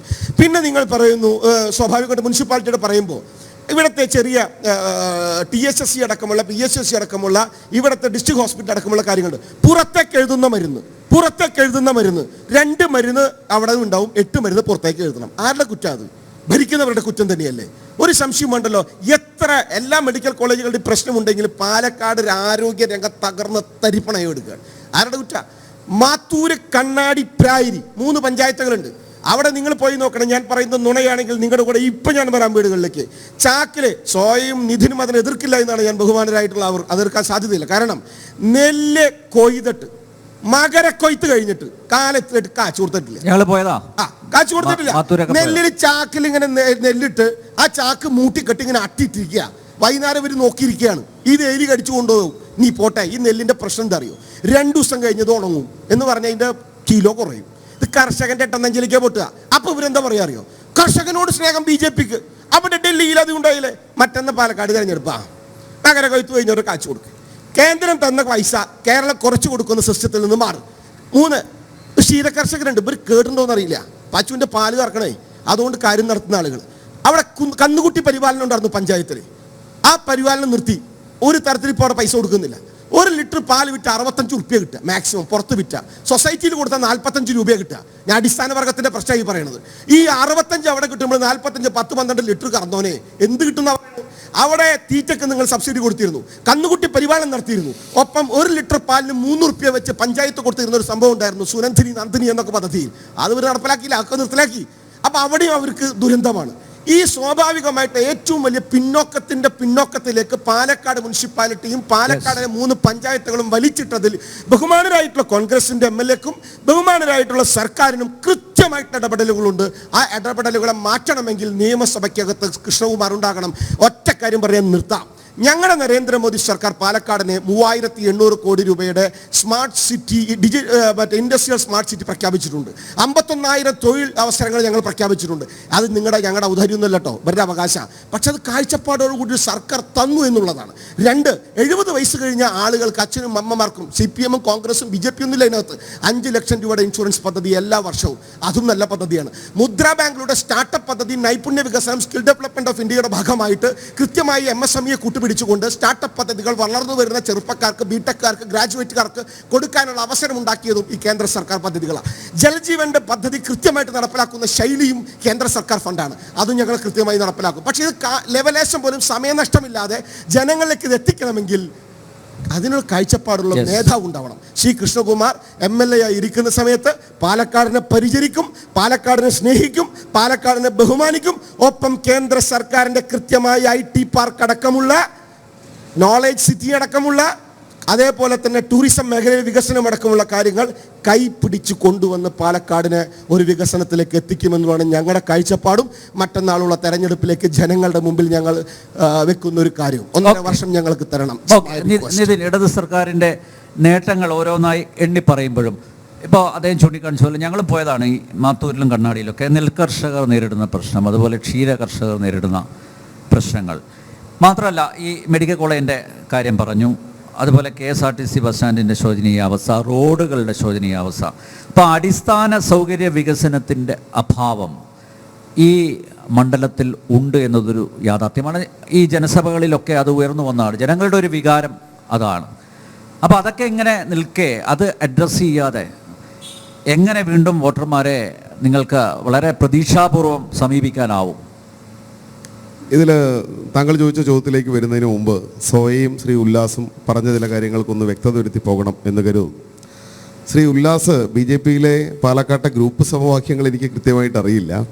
പക്ഷേ ഇവിടെ ഉല്ലാസ് എന്തായാലും പറഞ്ഞത് BJPയുടെ സ്ഥാനാർത്ഥിക്ക് വോട്ട് കിട്ടാനുള്ള വർത്തമാനങ്ങളല്ല, വോട്ട് കളയാനുള്ള വർത്തമാനങ്ങളാണ്. കാരണം അദ്ദേഹം തുടങ്ങിയത് പാലക്കാട് മുനിസിപ്പാലിറ്റിയിൽ നിന്നാണ്. പാലക്കാട്ടെ BJP സ്ഥാനാർത്ഥി മുനിസിപ്പാലിറ്റിയുടെ ഭരണ നേതൃത്വത്തിൽ വൈസ് ചെയർമാനായി ഇരിക്കുമ്പോഴാണ് പാലക്കാട്ട് ടൗൺ ഹാൾ ഇന്ന് അവസ്ഥയിൽ കാണുന്നത് പോലെ നവീകരണം എന്ന പേരിൽ പൊളിച്ചത്. പാലക്കാട് മുനിസിപ്പാലിറ്റി നിങ്ങൾ ആലോചിക്കേണ്ടത് 30,000 രൂപ വാടക കിട്ടുന്നതായിരുന്നു. ഒരു ദിവസത്തേക്ക് 30,000 രൂപയായിരുന്നു 1400 സീറ്റിംഗ് കപ്പാസിറ്റിയുള്ള ടൗൺ ഹാളിൻ്റെ വാടക. പാലക്കാട്ടെ എല്ലാ പ്രധാനപ്പെട്ട പരിപാടികൾ, സാധാരണക്കാരുടെ ഉൾപ്പെടെയുള്ള കല്യാണങ്ങൾ, രാഷ്ട്രീയ പാർട്ടികളുടെ മറ്റ് സംഘടന ഒക്കെ നടന്നിരുന്നതാണ്. അതായത് 365 ദിവസത്തിൽ ഏതാണ്ട് 260 ദിവസം ഒക്കുപ്പൻസി ഉള്ളൊരു സ്ഥാപനമായിരുന്നു. പൂർണ്ണമായ വരുമാനം പാലക്കാട് മുനിസിപ്പാലിറ്റിക്ക്. എല്ലാ പരിപാലനവും പാലക്കാട് മുനിസിപ്പാലിറ്റിയുടെ നവീകരണത്തിൻ്റെ പേരിൽ പൊളിച്ചു. പൊളിക്കുമ്പോൾ പറഞ്ഞത് അമൃത് പദ്ധതിയിൽ ഞങ്ങൾക്കിതാ കുറേ പണം കിട്ടിയിട്ടുണ്ട്, ഞങ്ങൾ ഇപ്പം അങ്ങ് നവീകരിച്ച് കളയും. പൊളിച്ചിട്ടതല്ലാതെ ഈ നിമിഷം വരെ തിരിഞ്ഞു നോക്കിയിട്ടില്ല. പാലക്കാട്ടെ ഇന്ന് ഏറ്റവും സീറ്റിംഗ് കപ്പാസിറ്റിയുള്ള ഒരു ഹാളിന്, AC ഹാളിന് വാടക 4,75,000 രൂപയാണ്. ആരെ സഹായിക്കാനാണ് BJP ഇത് ചെയ്തത്? ആരെ സഹായിക്കാനാണ് BJPയുടെ വൈസ് ചെയർമാനായിരുന്ന ഇപ്പോഴത്തെ സ്ഥാനാർത്ഥി ഈ നിലപാടെടുത്തത്? എന്നിട്ട് ആ മുനിസിപ്പാലിറ്റിയെ കൊണ്ട്, നിങ്ങൾക്ക് മുനിസിപ്പാലിറ്റിക്ക് പാലക്കാട് ടൗൺ ഹാൾ നവീകരിക്കാനുള്ള പണമില്ല എങ്കിലാണെങ്കിൽ അത് പറയണം. പാലക്കാട്ട് BJPയുടെ ഭരണ നേതൃത്വം അത് പറയണം, ഞങ്ങളുടെ കയ്യിൽ പണമില്ലാത്തത് കൊണ്ടാണ് എന്ന് പറഞ്ഞാൽ സർക്കാരിൻ്റെ പദ്ധതിയിലൂടെ വയ്ക്കാം. ഇതിനിടയിൽ എന്ത് സംഭവിച്ചു? പാലക്കാട് മുനിസിപ്പാലിറ്റിയുമായി മറ്റ് ചില രാഷ്ട്രീയ അവിശുദ്ധ ബന്ധമുള്ള MLA പറഞ്ഞു, ഞാൻ 3.5 കോടി അനുവദിക്കാം. 3.5 കോടി അനുവദിക്കാം എന്ന് പറഞ്ഞ് MLA പോയിട്ട് 10 കൊല്ലമായി നടക്കുകയാണ്. നിങ്ങൾ നോക്കൂ, എത്ര സാങ്കേതിക പ്രശ്നം പറഞ്ഞു. ഈ സാങ്കേതിക പ്രശ്നം പറയേണ്ടവരല്ല രാഷ്ട്രീയ നേതൃത്വം, ഭരണ നേതൃത്വം. അവർ ഉത്തരവാദിത്വം സാങ്കേതിക നിയമപരമായ തടസ്സങ്ങൾ എന്തോ ആ തടസ്സം ദൂരീകരിച്ചു മാറ്റി അതിനെ പവർത്തി പൂർത്തിയാക്കേണ്ട ഉത്തരവാദിത്തമാണ്. പാലക്കാട് നഗരസഭയ്ക്ക് ഒരുപാട് വെള്ളമൊഴുകിപ്പോയി. ഇപ്പോഴത്തെ BJP സ്ഥാനാർത്ഥി ആ വൈസ് ചെയർമാൻ സ്ഥാനത്ത് നിന്ന് മാറി അദ്ദേഹത്തിന്റെ ഭാര്യ കൗൺസിലറായി വന്നു. BJPയുടെ ആദ്യം പ്രിയ അജയൻ കൗൺസിലറായി വന്നു. ഇപ്പൊ അവരെ മാറ്റി പ്രമീള ചേച്ചി കൗൺസിലറായി. ഇതുവരെയും പ്രശ്നം പരിഹരിക്കാനായിട്ടില്ല. പാലക്കാട് എന്ത് സർക്കാരിനൊന്നും ചെയ്യാൻ പറ്റില്ല. സർക്കാരിന് ചെയ്യാൻ കഴിയില്ല. പൂർണ്ണമായ ഉടമസ്ഥത ആരുടെയാ? മുനിസിപ്പാലിറ്റിയുടെ ഉടമസ്ഥതയിലാണ്. നിങ്ങൾ സർക്കാരിന്റെ ഉടമസ്ഥതയിലേക്ക് ടൗൺ ഹാൾ തരാൻ തയ്യാറാണോ? നവീകരിക്കാമെന്ന് സർക്കാർ പറഞ്ഞല്ലോ. ഈ കാര്യത്തിൽ മാത്രമല്ല, ഇന്ദിരാഗാന്ധി മുനിസിപ്പൽ സ്റ്റേഡിയം, ഇതൊക്കെ പാലക്കാടുള്ള ഞങ്ങൾക്കറിയാം. ഇന്ദിരാഗാന്ധി മുനിസിപ്പൽ സ്റ്റേഡിയം ഞാനൊക്കെ സ്കൂളിൽ പഠിക്കുമ്പോൾ സന്തോഷ് ട്രോഫി ഫുട്ബോൾ ഉൾപ്പെടെ പാലക്കാട് ജില്ലയുടെ എത്രയോ ഫുട്ബോൾ താരങ്ങൾ കളിച്ചു വളർന്ന ഗ്രൗണ്ടാണ് പാലക്കാട്ടെ ഇന്ദിരാഗാന്ധിയുടെ പേരുള്ള മുനിസിപ്പൽ സ്റ്റേഡിയം. സോയുടെ പാർട്ടി ഏറെക്കാലം മുനിസിപ്പാലിറ്റി ഭരിച്ചു. ഇന്ദിരാഗാന്ധിയുടെ പേരിനോടുള്ള സ്നേഹം പോലും കാണിച്ചില്ല. ഉഴുതുമറിച്ച നെൽപ്പാടം പോലെ കിടക്കുകയാണ് ഇന്ദിരാഗാന്ധി മുനിസിപ്പൽ സ്റ്റേഡിയം. 60 കോടി രൂപയുടെ പ്രൊജക്ട് സംസ്ഥാന സർക്കാർ മുന്നോട്ട് വെച്ചു. വി അബ്ദുറഹ്മാൻ സംസ്ഥാനത്തിലെ സ്പോർട്സ് മന്ത്രി നേരിട്ട് വന്ന് പറഞ്ഞു. പക്ഷേ അതിന്റെ ഉടമസ്ഥാവകാശത്തെ ചൊല്ലി നിലവിലുള്ള മുനിസിപ്പാലിറ്റി ഭരണസമിതി തർക്കമുന്നയിച്ചു. അതുകൊണ്ടാണ് മുനിസിപ്പൽ സ്റ്റേഡിയം നവീകരിക്കാൻ കഴിയാതെ ഇന്നും കിടക്കുന്നത്. അപ്പോൾ ഇത്തരം വികസന പദ്ധതികളിൽ പാലക്കാട്ട് MLA ആയിരുന്ന ആളും ഇപ്പോൾ ഉല്ലാസ് ബാബു ഇവിടെ കുറേ കാര്യങ്ങൾ പറഞ്ഞല്ലോ. അതാണ് ഞാൻ പറഞ്ഞത്, ഇതെല്ലാം സ്ഥാനാർത്ഥിക്കെതിരായി BJPയിലെ ആളുകൾ ഉൾപ്പെടെ പറയുന്നതാണ്. പിന്നെ അദ്ദേഹം പറഞ്ഞു മെഡിക്കൽ കോളേജിനെ സംബന്ധിച്ച്, മെഡിക്കൽ കോളേജ് പട്ടികജാതി വികസന വകുപ്പിന്റെ ഫണ്ട് ഉപയോഗിച്ച് ശ്രീ AP അനിൽകുമാർ കേരളത്തിന്റെ മന്ത്രിയും മുഖ്യമന്ത്രി ഉമ്മൻചാണ്ടിയുമാകുന്ന കാലത്താണ് ആരംഭിക്കുന്നത്. ആരംഭിച്ചപ്പോൾ ആദ്യമുണ്ടായ പ്രശ്നം എന്താ? അവിടെയുള്ള ഡോക്ടർമാർ, പ്രിൻസിപ്പൽ, നഴ്സുമാർ, അറ്റൻഡുമാർ എല്ലാവരെയും നിയമിച്ചത് എങ്ങനെയാ? നിയമവിരുദ്ധമായിട്ടാണ് നിയമിച്ചത്. മറ്റു ചില താല്പര്യങ്ങൾ MLAക്ക് ഉണ്ടായിരുന്നു, അങ്ങനെ നിയമിച്ചു. അവസാനം പ്രശ്നം പറയാം. കഴിഞ്ഞ ദിവസം കോങ്ങാട് MLA ശാന്തകുമാരി പറഞ്ഞത്, അതായത് PSC വഴി നിയമനം നടത്താൻ പറ്റില്ല, കഴിയില്ല. എന്ന കാരണം വെച്ചാൽ ഇവർ അതിനെ ഒരു പ്രത്യേക സൊസൈറ്റിയായി രജിസ്റ്റർ ചെയ്തു. നിലവിലുള്ള അവിടെ ജീവനക്കാരായിട്ടുള്ള ആളുകൾ അതിനെതിരായി കേസ് നടന്നുകൊണ്ടിരിക്കുകയാണ്. ഇതിന്റെ ഒരു ഘട്ടത്തിൽ ശ്രീ AK ബാലൻ പാലക്കാട് ജില്ലയിൽ നിന്ന് പട്ടികജാതി വികസന വകുപ്പിന്റെ മന്ത്രിയായി ചുമതലയേറ്റ സമയത്ത് ഉല്ലാസ് ബാബുവിന്റെ നേതാവാണെന്ന് കേന്ദ്രത്തിലെ ആരോഗ്യമന്ത്രി JP നദ്ദ, അദ്ദേഹത്തിന്റെ തീരുമാനമാണെന്ന് ഞാൻ പറയുന്നില്ല, ഇന്ത്യൻ മെഡിക്കൽ കൗൺസിൽ അംഗീകാരം റദ്ദ് ചെയ്തു. എന്നിട്ട് പറഞ്ഞത് അവിടെ പഠിക്കുന്ന 100 കുട്ടികളെ മറ്റ് കോളേജുകളിലേക്ക് മാറ്റണം. അങ്ങനെ അനുഭവങ്ങളുണ്ട് സ്വാശ്രയ കോളേജിന്റെ കാര്യത്തിൽ. പക്ഷേ സർക്കാർ കോളേജിന്റെ കാര്യത്തിൽ അങ്ങനെ ആദ്യമായിട്ടാണ് വന്നത്. ശ്രീ AK ബാലൻ നേരിട്ട് പോയി ഇപ്പോൾ റിട്ടയർ ചെയ്തിട്ടുള്ള ചീഫ് സെക്രട്ടറി ഉൾപ്പെടെയുള്ള ശ്രീ വേണു സാർ ഉൾപ്പെടെയുള്ള ആളുകൾ AK ബാലനും നേരിട്ട് ചെന്ന് മന്ത്രിയെ കണ്ട് സംസാരിച്ചതിൻ്റെയും ചില ഉറപ്പുകൾ അന്നത്തെ LDF സർക്കാർ നൽകിയത് കൊണ്ടുമാണ് മെഡിക്കൽ കോളേജ് ഇന്ന് കാണുന്നത് പോലെയെങ്കിലും തുടരാൻ വേണ്ടി കഴിഞ്ഞത്. പിന്നെ അദ്ദേഹം നെൽകൃഷിക്കാരുടെ പ്രശ്നങ്ങളെ കുറിച്ച് പറഞ്ഞു. ഉല്ലാസ് ബാബുവിനോട് എൻ്റെ ചോദ്യം ഒറ്റ ചോദ്യമേ ഉള്ളൂ. 21 രൂപയാണ് കേന്ദ്രം നൽകുന്ന താങ്ങുവില. ആ താങ്ങുവിലയ്ക്ക് പാലക്കാട്ട് നെൽകൃഷിക്കാരന് 1 കിലോ നെല്ല് ഉൽപ്പാദിപ്പിക്കാൻ കഴിയുമോ? ഉല്ലാസ് ബാബു കരുതുന്നുണ്ടോ? താങ്ങുവില വർദ്ധിപ്പിക്കാൻ കേന്ദ്രത്തിന് പദ്ധതിയുണ്ടോ? ഞങ്ങൾ ആവശ്യപ്പെടുന്നത് എത്രയാണോ ഉൽപാദന ചെലവ്, ആ ഉൽപാദന ചെലവിന്റെ 50% കേന്ദ്രം നൽകണം. തയ്യാറുണ്ടോ? ഉല്ലാസ് ബാബുവിന്റെ പാർട്ടിയും കേന്ദ്ര സർക്കാരും. നെല്ല് സംഭരണ അനിശ്ചിതത്വത്തിലാണ് കർഷകർക്ക് വലിയ പരാതി. എന്താണ് അനിശ്ചിതത്വത്തിന് കാരണം? നെല്ല് സംഭരണം ഇന്ത്യയുടെ പാർലമെന്റ് പാസാക്കിയ നിയമമനുസരിച്ച് ആരുടെ ഉത്തരവാദിത്തം? കേന്ദ്രത്തിന്റെ ഉത്തരവാദിത്തമാണ്.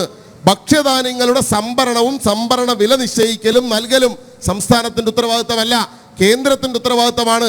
കേന്ദ്രം നൽകുന്ന 21 രൂപ കേന്ദ്രം നൽകുമ്പോൾ 7 രൂപ 20 പൈസ അഡീഷണൽ ഇൻസെന്റീവ് നെൽകൃഷിക്കാരന് നൽകിയാണ് സംസ്ഥാന സർക്കാർ നെല്ലേറ്റെടുക്കുന്നത്. 28 രൂപ 20 പൈസ ഇന്ത്യയിൽ മറ്റൊരു സംസ്ഥാനത്തുമില്ല. കേരളത്തോടൊപ്പം നെല്ലുൽപാദിപ്പിക്കുന്ന ആസാമുണ്ട്, ആന്ധ്രയുണ്ട്, കാശ്മീരുണ്ട്. എവിടെയെങ്കിലും ഉണ്ടോ 28 രൂപ 20 പൈസ? കേരളത്തിൽ മാത്രമേ ഉള്ളൂ. എന്താ കാരണം? ഇൻസെന്റീവ് സംസ്ഥാന സർക്കാർ കൊടുക്കുന്നു. പക്ഷേ കേന്ദ്രം നൽകേണ്ട 21 രൂപ അനാവശ്യമായ നിബന്ധനകളുണ്ടാക്കി, കുരുക്കുകളുണ്ടാക്കി ഇതിന്റെ നോഡൽ ഏജൻസിയായി കേരളത്തിൽ പ്രവർത്തിക്കുന്ന സപ്ലൈകോ, സിവിൽ സപ്ലൈസിനും സപ്ലൈകോക്കും ഒന്നും നൽകാൻ കേന്ദ്രം തയ്യാറാകുന്നില്ല എന്നുള്ളതാണ് അടിസ്ഥാന പ്രശ്നം. ഒറ്റ കാര്യം കൂടി പറഞ്ഞ് ഞാൻ അവസാനിപ്പിക്കാം. മറ്റൊന്ന് ചൂരൽമലയിലെ ദുരന്തമാണ്. ചൂരൽമലയിലെ ദുരന്തം പാലക്കാട് കേരളത്തിൽ എവിടെയും ഉണ്ടാവാതിരിക്കട്ടെ, നാട്ടിൽ എവിടെയും ഉണ്ടാവാതിരിക്കട്ടെ, നാളെ എവിടെയും സംഭവിക്കാം. അത്തരമൊരു ദുരന്തം സംഭവിച്ചപ്പോൾ എന്താ കേന്ദ്രത്തിന്റെ നിലപാട്? 10 വയസ്സുള്ള സ്കൂളിൽ പഠിക്കുന്ന കുട്ടി കളിപ്പാട്ടം വാങ്ങാൻ മൺകുടുക്കയിലിട്ട് വെച്ച പണം ക്ലാസ് ടീച്ചറുടെ മുമ്പിൽ കൊണ്ടുവച്ച് പറയുന്നു ഇത് അയച്ചു കൊടുക്കണം വയനാട്ടിലെ ദുരന്തബാധിതർക്ക് എന്ന് ഒരു 10 വയസ്സുള്ള കുട്ടി പറയുന്നത് പോലും ഇന്ത്യയുടെ പ്രധാനമന്ത്രി പറയുന്നില്ല. ഇന്ത്യയുടെ പ്രധാനമന്ത്രി വന്നു, കണ്ടു, 4 മണിക്കൂർ ചിലവഴിച്ചു. ആ യോഗത്തിൽ തന്നെ മുഖ്യമന്ത്രി പറഞ്ഞു, ഞങ്ങൾ ഒറ്റയ്ക്ക് കൂട്ടിയാൽ കൂടുന്നതല്ല, ഞങ്ങളെ സഹായിക്കണം, നിങ്ങൾ വിശദമായ കണക്കുകൾ തരൂ, എസ്റ്റിമേറ്റ് തരൂ, സഹായിക്കാമെന്ന് പറഞ്ഞ് വിമാനം കയറി പോയതാണ്. മാസം 3ആയി, 1 രൂപ നൽകിയില്ല. താങ്കൾ പറഞ്ഞു ദുരിതാശ്വാസത്തിലേക്ക് പണം തന്നു. വിശദമായുള്ള റിപ്പോർട്ട് കൊടുത്തില്ല, എസ്റ്റിമേറ്റ് മാത്രമേ കൊടുത്തുള്ളൂ. അത് തന്നെ പെരുപ്പിച്ച കണക്കല്ല. ആ എസ്റ്റിമേറ്റ് കൊടുക്കുമ്പോൾ എസ്റ്റിമേറ്റിൽ പാകപ്പിഴയുണ്ടെങ്കിൽ അത് പറയട്ടെ. നിങ്ങൾ നൽകിയിട്ടുള്ള എസ്റ്റിമേറ്റ് കേന്ദ്രം പരിശോധിച്ചു, ഇതിൽ ചില പാകപ്പിഴകളുണ്ട്, ഇത് തിരുത്തി നൽകണം, അല്ലെങ്കിൽ ഇതിൽ ഇന്ന കുഴപ്പമുണ്ട്, അത് കേന്ദ്രത്തിന് പറയാം. അത് പറഞ്ഞില്ല.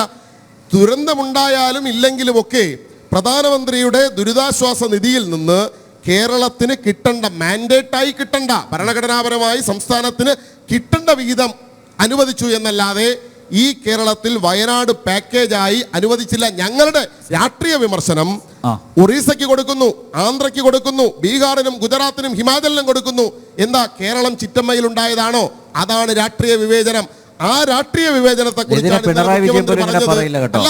പിണറായി വിജയൻ ദേശീയപാത വികസനത്തിനൊക്കെ പിണറായി വിജയൻ ഇന്നലെ പറഞ്ഞത്, നിങ്ങൾ തന്നില്ലെങ്കിലും ഞങ്ങൾ ചോദിച്ചുകൊണ്ടേയിരിക്കും. കാരണം പറഞ്ഞത് മുഖ്യമന്ത്രി ഇന്നലത്തെ യോഗത്തിൽ പറഞ്ഞ വാക്കുകൾ ഇതാണ്, നിങ്ങൾ തന്നില്ലെങ്കിലും ഞങ്ങൾ ചോദിച്ചുകൊണ്ടിരിക്കും. കാരണം ഞങ്ങൾ ചോദിക്കുന്നത് ഔദാര്യമല്ല, കേരളത്തിലെ ജനങ്ങളുടെ അവകാശമാണ്. കാരണം എന്താ, കേരളത്തിലെ ജനം, ഒരു സാധാരണക്കാരൻ ചായ കുടിക്കുമ്പോൾ പോലും കൊടുക്കുന്ന നികുതിയുടെ നേർപകുതി GST ആയി കൊണ്ടുപോകുന്നത് കേന്ദ്രമാണ്. പിണറായി വിജയന്റെ സർക്കാരിന് വയനാട്ടിലെ ദുരന്തബാധിതരെ സഹായിക്കാൻ എത്ര ഉത്തരവാദിത്വമുണ്ടോ അതേ ഉത്തരവാദിത്വം ഇന്ത്യയുടെ പ്രധാനമന്ത്രിയുടെ നരേന്ദ്രമോദിക്കുണ്ട്. പക്ഷേ അവരത് ചെയ്യുന്നില്ല. ആ രാഷ്ട്രീയ ഈ രാഷ്ട്രീയമായി വിവേചനം കാണിച്ച് നിങ്ങൾ അനുവദിച്ചില്ലെങ്കിലും പുനരധിവാസത്തിന് ഒരു കുറവും ഉണ്ടാകില്ല എന്ന് ഇന്നലെയും മുഖ്യമന്ത്രി ഉറപ്പിച്ചു പറഞ്ഞു. ഒറ്റ കാര്യം ചോദിച്ചോട്ടെ, CMDRF എത്ര കൊടുത്തു, CMDRFൽ എത്ര വന്നു, അതിനെക്കുറിച്ചുള്ള വ്യക്തമായ കണക്കുകളൊന്നുമില്ല. ഞാൻ ഈ ദുരന്തത്തിൻ്റെ 3-ാം മാസം ഞാൻ ചൂരമലയിൽ പോയിരുന്നു, രാവിലെ പോയിരുന്നു. അവർക്ക് നിങ്ങളൊരു ഉറപ്പ് കൊടുത്തിരുന്നു, അവരുടെ പുനരധിവാസം മാത്രമല്ല, വാടക കിട്ടാത്ത ആളുകളുണ്ട്, വാടക കൊടുക്കാത്ത ആളുകളുണ്ട്. അതിനെ സർക്കാർ പണം നൽകുമെന്ന് പറയുന്നു, 6000 രൂപ. അത് കൃത്യമായിട്ട് കിട്ടുന്നില്ല. മാത്രമല്ല, നിങ്ങൾ അവിടെ ഒരു ടൗൺഷിപ്പ് പദ്ധതി പ്രഖ്യാപിച്ചിട്ടുണ്ട്, അതിൻ്റെ സ്ഥലം ഏറ്റെടുത്തു, അതുമായി ബന്ധപ്പെട്ടൊന്നും കൃത്യമായിട്ടുള്ള വിവരം നൽകുന്നില്ല. ഈ ദുരന്തമുണ്ടായി 3-ാമത്തെ മാസം കഴിയും, അല്ലെങ്കിൽ ഏതാണ്ട് ആ സമയം കഴിഞ്ഞു വരികയാണ്. ഇതിനോടകം കേരളത്തിലെ സംസ്ഥാന സർക്കാർ മാത്രമല്ല കേട്ടോ, കേരളത്തിൽ ഇവരെ സഹായിക്കാൻ കഴിയുന്ന എല്ലാ ആളുകളും, എല്ലാ മനുഷ്യരും, എല്ലാ മറ്റ് രാഷ്ട്രീയ മത ചിന്തകൾക്കൊക്കെ അതീതമായി അവിടെ സഹായിച്ചിരുന്നു. സർക്കാരിന് ചെയ്യാൻ പറ്റുന്നതിൻ്റെ പരമാവധി ഓരോ ആളുകൾക്കും നഷ്ടപ്പെട്ടവർക്ക് ദിനപത്ര നൽകാൻ തീരുമാനിച്ചിട്ടുണ്ട്, വീട് നഷ്ടപ്പെട്ടവർക്ക് വീട്ടുവാടക നൽകുന്നുണ്ട്. പുനരധിവാസം സംബന്ധിച്ച് കൃത്യമായ ഒരു പദ്ധതി സംസ്ഥാനത്തിൻ്റെ മന്ത്രിസഭ പാസാക്കി അതിൽ അടിയന്തര പ്രാധാന്യത്തിൽ യുദ്ധകാലാടിസ്ഥാനത്തിൽ സ്ഥലം ഏറ്റെടുക്കാനുള്ള നീക്കം സംസ്ഥാന സർക്കാർ നടത്തി വരുന്നു. ഇവിടെ സ്വയം മറുപടി പറയേണ്ടത്, കോൺഗ്രസ് നേതൃത്വം മറുപടി പറയേണ്ടത്, ഇത്തരമൊരു രാഷ്ട്രീയ പ്രശ്നം ഉണ്ടാകുമ്പോൾ കേന്ദ്രം കേരളത്തിന് അവകാശപ്പെട്ട, ഞാൻ പറഞ്ഞല്ലോ, നമ്മൾ ചോദിക്കുന്നത് സഹായമല്ല, നമ്മുടെ അവകാശപ്പെട്ടതാണ്, അത് നൽകാതിരിക്കുമ്പോൾ 18 MP ഇവരുടെ കൂടെയാണ്, UDFന്റെ കൂടെയാണ്. കേരളത്തിൽ നിന്ന് 18 ആളുകൾ, ഈ 18 ആളുകൾ കമ എന്നൊരക്ഷരം കേന്ദ്രത്തിനെതിരെ മിണ്ടിയോ, ഇന്ത്യയുടെ പാർലമെന്റിൽ ഈ വിഷയം ഉന്നയിച്ചോ, മറ്റേതെങ്കിലും തരത്തിൽ കോൺഗ്രസിന്റെ MP ഇതിനുവേണ്ടി എന്തെങ്കിലും നടപടിയെടുത്തോ? ഒരു നടപടിയും എടുത്തില്ല. അപ്പൊ അവരും കരുതുന്നത് കേരളത്തെ രാഷ്ട്രീയമായി BJP എത്ര വേണമെങ്കിലും എതിർത്തോട്ടെ, അങ്ങനെ എതിർത്താൽ ആ BJPയുടെ കൂടെ കൂടാം എന്നാണ് അവർ കരുതുന്നത്. BJPക്കും കോൺഗ്രസിനും ഏത് സമയവും വലിയ അതിർവരമ്പുകളില്ല എന്ന് ഇതിനോടകം വ്യക്തമായി കഴിഞ്ഞല്ലോ. അതുകൊണ്ടാണല്ലോ സന്ദീപ് വാര്യർക്ക് ഇരുട്ടി വെളുക്കുന്നതിന് മുമ്പ് കോൺഗ്രസിലേക്ക് ചേരാൻ പറ്റിയത്. കോൺഗ്രസിലേക്ക് ചേരുമ്പോൾ കോൺഗ്രസ്സുകാർ, സോയെ പോലുള്ള കോൺഗ്രസിന്റെ നേതൃത്വം ഒരു ചെറിയ കാര്യമെങ്കിലും സന്ദീപ് വാര്യരോട് തള്ളി പറയണം. അദ്ദേഹം ഒരു ചാനലിലിരുന്ന് പറഞ്ഞത്, എന്താ ഗോഡ്സെ ചെയ്ത കുറ്റം? അദ്ദേഹം ചെറുതായിട്ടൊന്ന് വെടിവെച്ചപ്പോ ഗാന്ധിജി അങ്ങ് മരിച്ചു പോയതല്ലേ എന്നു പറഞ്ഞതെങ്കിലും ചുരുങ്ങിയ പക്ഷം തിരുത്തണം, അത്രേ വേണ്ടുള്ളൂ. ഈ ഇന്ത്യയിൽ മുസ്ലിങ്ങളെ കഴുത്തിലിട്ട് കത്തിച്ച് കൊലപ്പെടുത്തണം, അപ്പൊ ബാക്കിയുള്ളവരുടെ അസുഖം മാറും എന്ന് പറഞ്ഞതെങ്കിലും തിരുത്തണം. പിന്നെ ഞങ്ങൾക്കതിൽ വലിയ പ്രശ്നമൊന്നുമില്ല. ഇപ്പൊ സോയ പറഞ്ഞത്, ചാണകക്കുഴിയിൽ നിന്ന് സന്ദീപ് കയറി മോളിൽ നിൽക്കുന്നത് കണ്ടപ്പോൾ ഞങ്ങളൊക്കെ പറഞ്ഞത്, സന്ദീപെ കുളിച്ച് വൃത്തിയാകണം, ചാണകക്കുഴിയിൽ നിന്നാണ് വരുന്നത്. പക്ഷേ ഇപ്പൊ കുഴപ്പമില്ല, ചാണകക്കുഴിയിൽ നിന്ന് വന്ന സന്ദീപ് നേരെ പോയി ചാടിയത് സെപ്റ്റിക് ടാങ്കിലേക്കാണ്. അതുകൊണ്ട് ചാണകത്തെക്കാൾ ദുർഗന്ധമായിരിക്കും ഇനി അദ്ദേഹത്തിന്റെ ബാക്കിൽ നിന്ന് വരിക എന്നുള്ളത് സന്ദീപിന്റെ കാര്യം പറഞ്ഞുകൊണ്ട് ഒരു കാര്യം ഞാൻ സൂചിപ്പിക്കുകയാണ്. അതായത് മന്ത്രിയുടെ അളിയനും പലതവണ വിളിച്ചു പാർട്ടിയിലേക്ക് സ്വാഗതം ചെയ്തു എന്ന് അദ്ദേഹം ഒരു പ്രസ്താവന ഇറക്കിയിട്ടുണ്ട്. അല്ല, അദ്ദേഹം പ്രസ്താവന ഉണ്ടെങ്കിൽ അദ്ദേഹം പറഞ്ഞോളൂ. നിങ്ങൾ ഒറ്റ കാര്യം, ഞാൻ സന്ദീപ് CPM-ൽ വരാത്തതിലുള്ള മോഹഭംഗമുണ്ടോ? ഞങ്ങൾക്ക് ഒരു മോഹഭംഗവുമില്ല. സന്ദീപ് വാര്യരുമായി നല്ല സൗഹൃദം കൊണ്ട് ഞാൻ രാഷ്ട്രീയ പ്രവർത്തനത്തിനിടയിൽ എല്ലാ രാഷ്ട്രീയ പാർട്ടിയിൽ പ്രവർത്തിക്കുന്നവരുമായി നല്ല സൗഹൃദമാണ്. ഞാൻ പറഞ്ഞു, പിന്നെ മനുഷ്യരടിസ്ഥാനപരമായി എല്ലാവരും നല്ലവരായിട്ടാണ് ഞാൻ കാണുന്നത്. അത് ഉല്ലാസിനെ കുറിച്ച് ചോദിച്ചാലും സോയ ആയാലും അനിൽ നിങ്ങളെ കുറിച്ച് ചോദിച്ചാലും ഒക്കെ ആ അഭിപ്രായമാണുള്ളത്. രാഷ്ട്രീയ നിലപാടാണ്. സന്ദീപിനോടും ആ സൗഹൃദമുണ്ട്. സന്ദീപിന്റെ രാഷ്ട്രീയ നിലപാടിനോടാണ് വിയോജിപ്പ്. അല്ല, ഞങ്ങൾ ഒരു നിലയിലും ഞങ്ങൾ അദ്ദേഹവുമായി ഒരു ചർച്ചയും നടത്തിയിട്ടില്ല. നടത്തേണ്ട ആവശ്യം ഞങ്ങൾക്കില്ല. അദ്ദേഹം BJP ഞാൻ പറഞ്ഞല്ലോ, അദ്ദേഹം ചാണകക്കുഴിയിൽ നിന്ന് മുകളിലേക്ക് കയറിയപ്പോൾ ഞങ്ങൾ പറഞ്ഞു, നിങ്ങൾ നന്നായി വൃത്തിയായി കുളിക്കണം, നിങ്ങൾ കുളിച്ച് ഇതുവരെ ഉണ്ടായിരുന്ന അഴുക്ക് മാറ്റണം എന്ന് വെച്ചാൽ മതനിരപേക്ഷതയുടെ ചേരിയിലേക്കാണ് വരുന്നതെങ്കിൽ വൃത്തിയായിട്ട് വേണം വരാൻ. പക്ഷേ കോൺഗ്രസിന് ആ വൃത്തിയാകേണ്ട ആവശ്യമുണ്ട് എന്ന് തോന്നിയില്ല. അതാണ് നോക്കൂ, ഇതുവരെ ഒരു രാഷ്ട്രീയ നിലപാട് പറഞ്ഞോ? സന്ദീപ് വാര്യർ ഇവിടെ സ്ഥാനാർത്ഥിയെ സംബന്ധിച്ച് എന്തായിരുന്നു അദ്ദേഹത്തിന്റെ ആക്ഷേപം? എന്തായിരുന്നു? അദ്ദേഹത്തിന്റെ അമ്മ മരണപ്പെട്ടപ്പോൾ പാലക്കാട്ടെ സ്ഥാനാർത്ഥിയായ BJPയുടെ നേതാവ് വീട്ടിൽ വന്നില്ല. BJPയുടെ നേതാവ് വീട്ടിൽ വരികയോ ഫോണിൽ പോലും വിളിച്ചില്ല. മറ്റെല്ലാ രാഷ്ട്രീയ പാർട്ടിയിലുള്ള സരിൽ ഉൾപ്പെടെയുള്ള ആളുകൾ ഓടിയെത്തി എന്നെ ആശ്വസിപ്പിച്ചു. അതാണ് അദ്ദേഹത്തിന്റെ വിയോജിപ്പായി പറഞ്ഞത്. അല്ലാതെ BJPയുടെ രാഷ്ട്രീയ ലൈൻ തെറ്റ്, മതനിരപേക്ഷമായ അല്ലെങ്കിൽ വർഗീയമായി BJP എടുക്കുന്ന ലൈൻ തെറ്റ്, ഗാന്ധിജി ചെറുതായിട്ടൊന്ന് വെടിയേറ്റപ്പം മരിച്ചതാണ് എന്ന് പറഞ്ഞ നിലപാട് ഞാൻ മാറ്റി എന്ന് പറഞ്ഞോ എന്നതാണ് സ്നേഹം കിട്ടാത്തതുകൊണ്ട് സ്നേഹത്തിന്റെ കടയിലേക്ക് പോയി എന്നുള്ളതാണ്. ഞാൻ അതാണ് പറഞ്ഞത്. സ്നേഹം കിട്ടാത്തത് ഇവിടെ ഉല്ലാസ് ടീമൊന്നും സ്നേഹം കൊടുത്തില്ല. അതുകൊണ്ട് സ്നേഹം കൂടുതൽ കിട്ടാൻ വേണ്ടി പറഞ്ഞപ്പോ ഉല്ലാസ് വീറോട് വാദിക്കുന്നത് കണ്ടപ്പോ നേരത്തെ വടക്കന്തറ അമ്പലത്ത് ക്ഷേത്രമൈതാനിയിലായിരുന്നു ജനത്തിന്റെ ഇതിനു മുമ്പത്തെ ചർച്ച. ആ ചർച്ചയിൽ ഉല്ലാസിനേക്കാൾ വീറോടുകൂടി അന്ന് എനിക്കെതിരായി വാദിച്ച ഒരാൾ സന്ദീപ് വാര്യരായിരുന്നു. ഞാൻ പറഞ്ഞു, അന്നും അദ്ദേഹത്തോട് സ്നേഹമുണ്ട്. പക്ഷേ രാഷ്ട്രീയ നിലപാട് തിരുത്താതെ കോൺഗ്രസിലേക്ക് വന്ന ഒരാളെയാണ് ഇവർ കഴുത്തിൽ എടുക്കുന്നത്. ആ കോൺഗ്രസിന് ഈ പാലക്കാട്ടെ പിരായിരിയിലെയും മാത്തൂരിലെയും കണ്ണാടിയിലെയും മേപ്പറമ്പിലെയും പാലക്കാട്ട് നഗരത്തിലെയും ഒക്കെ ജനങ്ങൾ വോട്ട് ചെയ്യുമെന്ന് നിങ്ങൾ കരുതുന്നുണ്ടോ? ഒരു കാളകൂട വിഷത്തെ കഴുത്തിലണിഞ്ഞ് നടക്കുന്ന കാളിയ സർപ്പം പോലെ വിഷം ചീറ്റിയ ഒരാളെ കഴുത്തിലണിഞ്ഞ് കോൺഗ്രസിന്റെ സ്ഥാനാർത്ഥിയും കോൺഗ്രസും വന്നാൽ ജനം അംഗീകരിക്കുമെന്ന് തോന്നുന്നുണ്ടോ? അതാണ് എൻ്റെ ചോദ്യം. വികസന മുരടിപ്പ് അതിന് ഉത്തരവാദി MLA ആയിരുന്ന ഷാഫി ആണെന്നാണ് രണ്ടുപേരും ആരോപിക്കുന്നത്.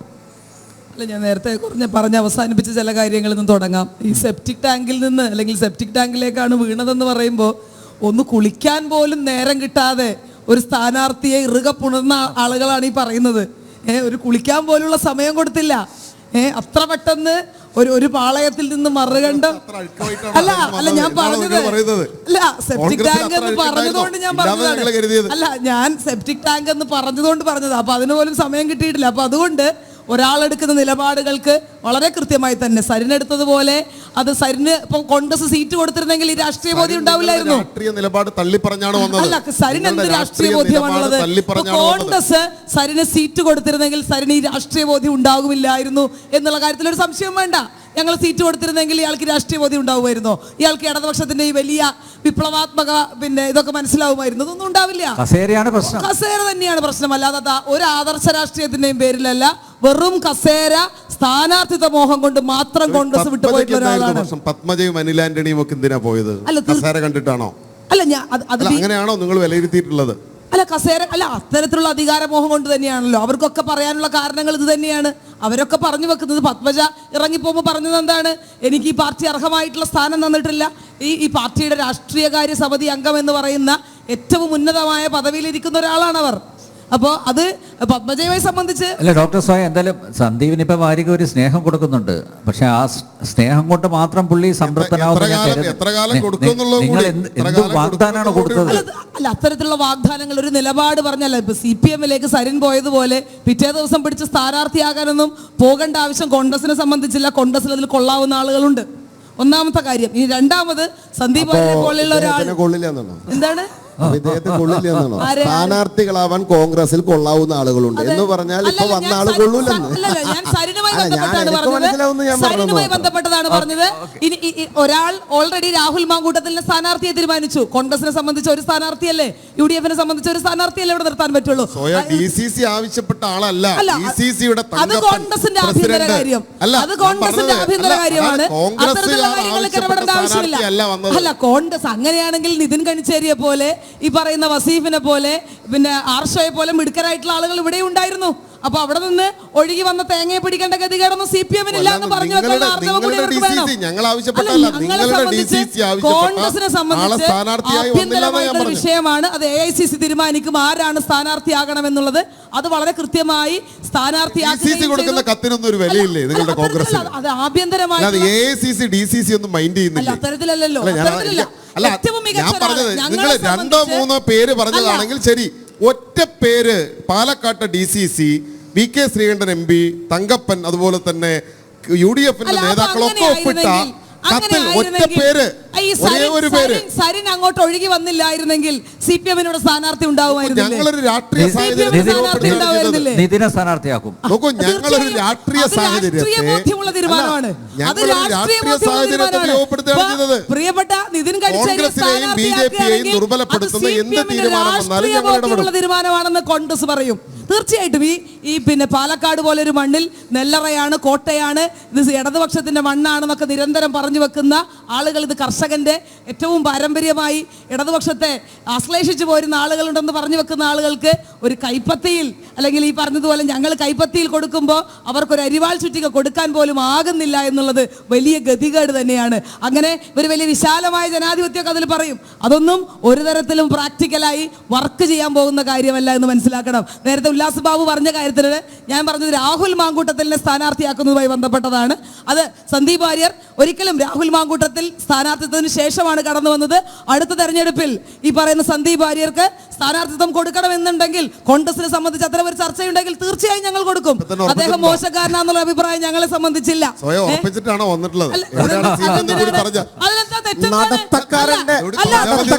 പാർട്ടി എന്നാണ് അദ്ദേഹം സന്ദീപ് വാര്യർക്ക് സീറ്റ് കൊടുത്താൽ തെറ്റ്.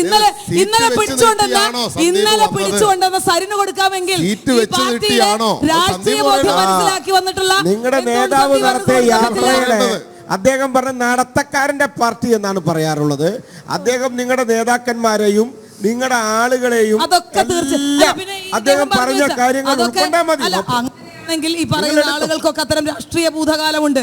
അത്തരം ഭൂതകാലങ്ങളെ, ആ നെറികെട്ട ഭൂതകാലത്തെ ഉപേക്ഷിച്ചാണ് ഞാൻ വരുന്നത് എന്നുള്ള കൃത്യമായ രാഷ്ട്രീയ ബോധ്യം അദ്ദേഹം മുന്നോട്ട് വെക്കുന്നുണ്ട്.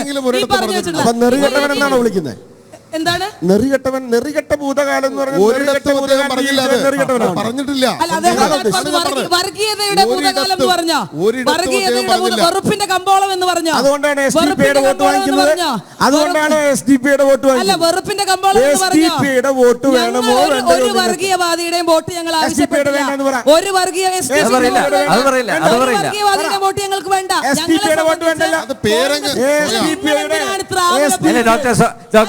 ജനാധിപത്യവാദികളായിട്ടുള്ള മുഴുവൻ മനുഷ്യരുടെയും വോട്ട് ഞങ്ങൾ അതിൽ വർഗീയവാദികളുടെ വോട്ട് ഞങ്ങൾക്ക് വേണ്ട. ഞങ്ങൾക്ക് അതിന്റെ ആവശ്യമില്ല എന്നുള്ളത് സന്ദീപ് വാര്യരെ പോലെയുള്ള ഒരാള് പാർട്ടിയിലേക്ക് വന്നതുകൊണ്ട് അദ്ദേഹം പറഞ്ഞ അയ്യപ്പദാസുമായി ബന്ധപ്പെട്ട ചർച്ചയിലുള്ള ഒരു പരാമർശം കൂടെ അദ്ദേഹം പറഞ്ഞു. ഗാന്ധിയെ ചെറുതായി വെടിവെച്ച് കൊന്നു. ഇപ്പൊ നിങ്ങളുടെയൊക്കെ സഹപ്രവർത്തകനാണ് അയ്യപ്പദാസിനെ, നിങ്ങൾക്കും അറിയുന്നുണ്ടാവും. നിങ്ങൾ അദ്ദേഹത്തിന്റെ നമ്പറിലൊന്ന് വിളിച്ച് ചോദിക്കണം. മനോരമയിൽ അയ്യപ്പദാസ് നടത്തിയ ചർച്ചയിൽ അദ്ദേഹം പറഞ്ഞു എന്നുള്ളതാണ് പറഞ്ഞു വെക്കുന്ന ഒരു വിവാദം. നിങ്ങൾ അയ്യപ്പദാസിനെ വിളിച്ച് ചോദിച്ചു നോക്കണം. സന്ദീപ് വാര്യർ അത്തരത്തിലൊരു പ്രസ്താവനയാണോ പറഞ്ഞു വെച്ചിട്ടുള്ളത്? അത് ഇന്നലെ തന്നെ ക്ലിയർ ചെയ്തിട്ടുണ്ട്. അല്ല, അത് ഇന്നലെ തന്നെ ക്ലിയർ ചെയ്തിട്ടുള്ള കാര്യമാണ്. അപ്പൊ ഈ പറഞ്ഞ നുണകൾ വീണ്ടും വീണ്ടും ആവർത്തിക്കുന്നതുകൊണ്ടൊന്നും അർത്ഥമില്ല. അത് സ്വരാജ് പറഞ്ഞിട്ടുള്ള ഒരു മറുപടിയുമായി ബന്ധപ്പെട്ടിട്ടുള്ള എന്തോ തർക്കത്തിനിടയിൽ പറഞ്ഞിട്ടുള്ള ഒരു കാര്യമാണ് എന്നുള്ളത് അയ്യപ്പദാസ് ഇന്നലെ അത് വളരെ കൃത്യമായി ക്ലിയർ ചെയ്തിട്ടുണ്ട്. നിങ്ങൾക്ക് സംശയം ഉണ്ടെങ്കിൽ അദ്ദേഹത്തെ വിളിച്ചു ചോദിക്കാം, അല്ലെങ്കിൽ അക്കാര്യത്തിൽ നിങ്ങൾക്ക് ക്ലാരിറ്റി വരുത്താവുന്നതാണ്. ഡോക്ടർ സോയ, SDPA പങ്കെടുത്തോ ഇന്ന് കലാശക്കൊട്ടില്? ഞാൻ കണ്ടിട്ടില്ല. ഞാൻ കണ്ടു. നിങ്ങളപ്പോ ഞങ്ങളുടെ കൂടെയായിരുന്നോ? അല്ല അല്ല, അപ്പൊ ഈ ഞാൻ ചോദിച്ചോട്ടെ, അല്ല, നിങ്ങൾ കോൺഗ്രസിന്റെ ഞാൻ നിങ്ങളുടെ പ്രോഗ്രാം, എന്റെ പ്രോഗ്രാം കഴിഞ്ഞ് നിങ്ങളുടെ പ്രോഗ്രാമിന്റെ ഇടയിൽ കൂടെയാണ് എന്റെ പദ്ധതിയിലേക്ക് നടന്നു വരിക. അപ്പൊ അവിടെ പച്ച കൊടിയും കെട്ടി എന്റെ സോയെ കണ്ണടച്ച് നടക്കാൻ പറ്റുമോ? കണ്ണടച്ചത് ഇങ്ങനെ അന്ധനായി നടക്കാൻ പറ്റും? അത് മാങ്കൂട്ടത്തിലും ഷാഫിക്ക് 13 കൊല്ലം കണ്ണടച്ചായിരുന്ന പാലക്കാട്. അതുകൊണ്ടാണ്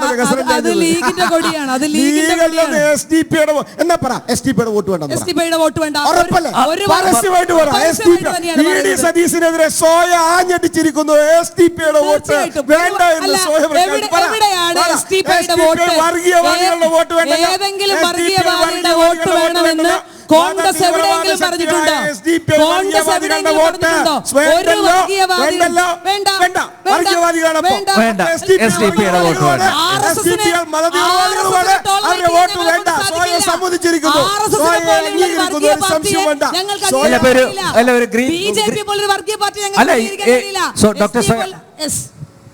UDF-ന് വേണ്ടി ഒരു ഗ്രീൻ ആർമി ഇവിടെ ഒരു MLA-യുടെ നേതൃത്വത്തിൽ അവർ ഈ പ്രത്യേകിച്ച് ഈ മുസ്ലിം വീടുകളിലൊക്കെ കയറി ഇറങ്ങി ലഘുലേഖകളൊക്കെ കൊടുത്ത് വോട്ടുകൾ മൊത്തത്തിൽ ഇങ്ങോട്ട് കൊണ്ടുവരാൻ വേണ്ടി ശ്രമിക്കുന്നുണ്ട് എന്നുള്ള ആരോപണം അത് BJP സംസ്ഥാന അധ്യക്ഷൻ 2 ദിവസമായി ഉന്നയിച്ചിട്ട് അതിനൊരു മറുപടിയൊന്നും കിട്ടിയിട്ടില്ല. അല്ല, BJP സംസ്ഥാന അധ്യക്ഷൻ അങ്ങനെ പല ആരോപണങ്ങളും ഉന്നയിക്കുന്നില്ലാന്ന് പറയാലോ. അല്ല, എന്താണ് അങ്ങനെ ഒരു സംഭവം?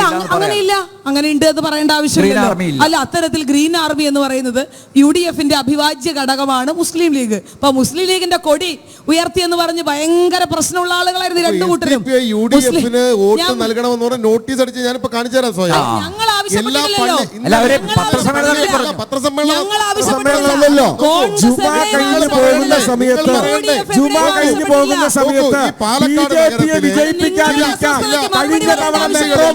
ചെയ്ത പോലെ ചെയ്യണമെന്ന് നോട്ടീസ് അടിച്ചത്.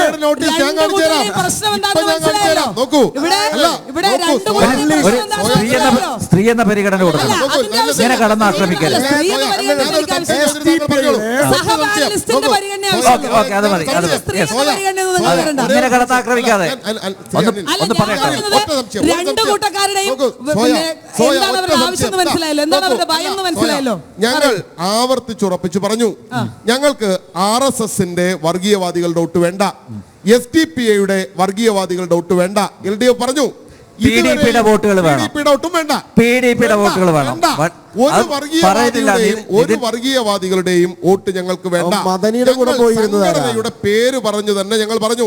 ഇവിടെ STPI പാലക്കാട് ജില്ലയിൽ ഒരു നോട്ടീസ് ഇറക്കുകയാണ്. ഞാൻ ആ നോട്ടീസ് കാണിച്ചു തരാം. ആ നോട്ടീസിൽ UDF-ന്റെ സ്ഥാനാർത്ഥിക്ക് വോട്ട് ചെയ്യണം. ആ നോട്ടീസ് വിതരണം ചെയ്യുന്നത് ആരാ? STPIക്ക് ആളുകളില്ലാത്ത മേഖലയിൽ STPIയുടെ നോട്ടീസുമായി ഇതാ ഇന്നലെ കണ്ണാടിയിൽ മാത്തൂര് അവിടെയെല്ലാം ഈ നോട്ടീസ് വിതരണം ചെയ്യുന്നത് UDF ആണ്. കോൺഗ്രസിന്റെ പ്രവർത്തകർ വീട് കയറുമ്പോൾ STPIയുടെ നോട്ടീസ് കൊണ്ടുപോകുന്നു.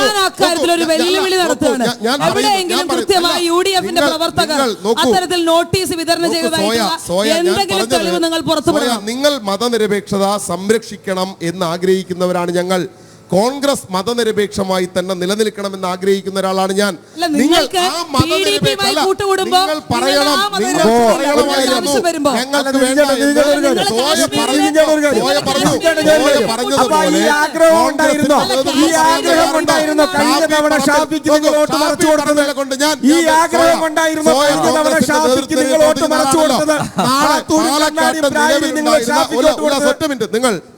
നിങ്ങൾ ഈ പാലക്കാട്ട് MLA ആയിരുന്ന പിൻഗാമിയെ വാഴിച്ച നേതാവുണ്ടല്ലോ, ആ നേതാവിനെ കൊണ്ട് ഇന്ന് രാത്രി ഒരു സ്റ്റേറ്റ്മെന്റ് STPIയുടെ വോട്ട് ഞങ്ങൾക്ക് വേണ്ട എന്നിറക്കിക്കാൻ കോൺഗ്രസിന്. അതുപോലെ CPM ജില്ലാ നേതൃത്വം പറയണം PDPയുടെ വോട്ട് വേണ്ട. ഞങ്ങൾ എത്രയോ തവണ പറഞ്ഞിട്ടില്ല, പരസ്യമായും PDP ജമാഅത്തെ ഇസ്ലാമി എല്ലാം ആ ബാന്ധവം അവിടെ കിടക്കുക. നോക്കൂ, ജമാഅത്തെ ഇസ്ലാമിയും RSSും ഒരു നാണയത്തിന്റെ ഇരുവശങ്ങളാണ്.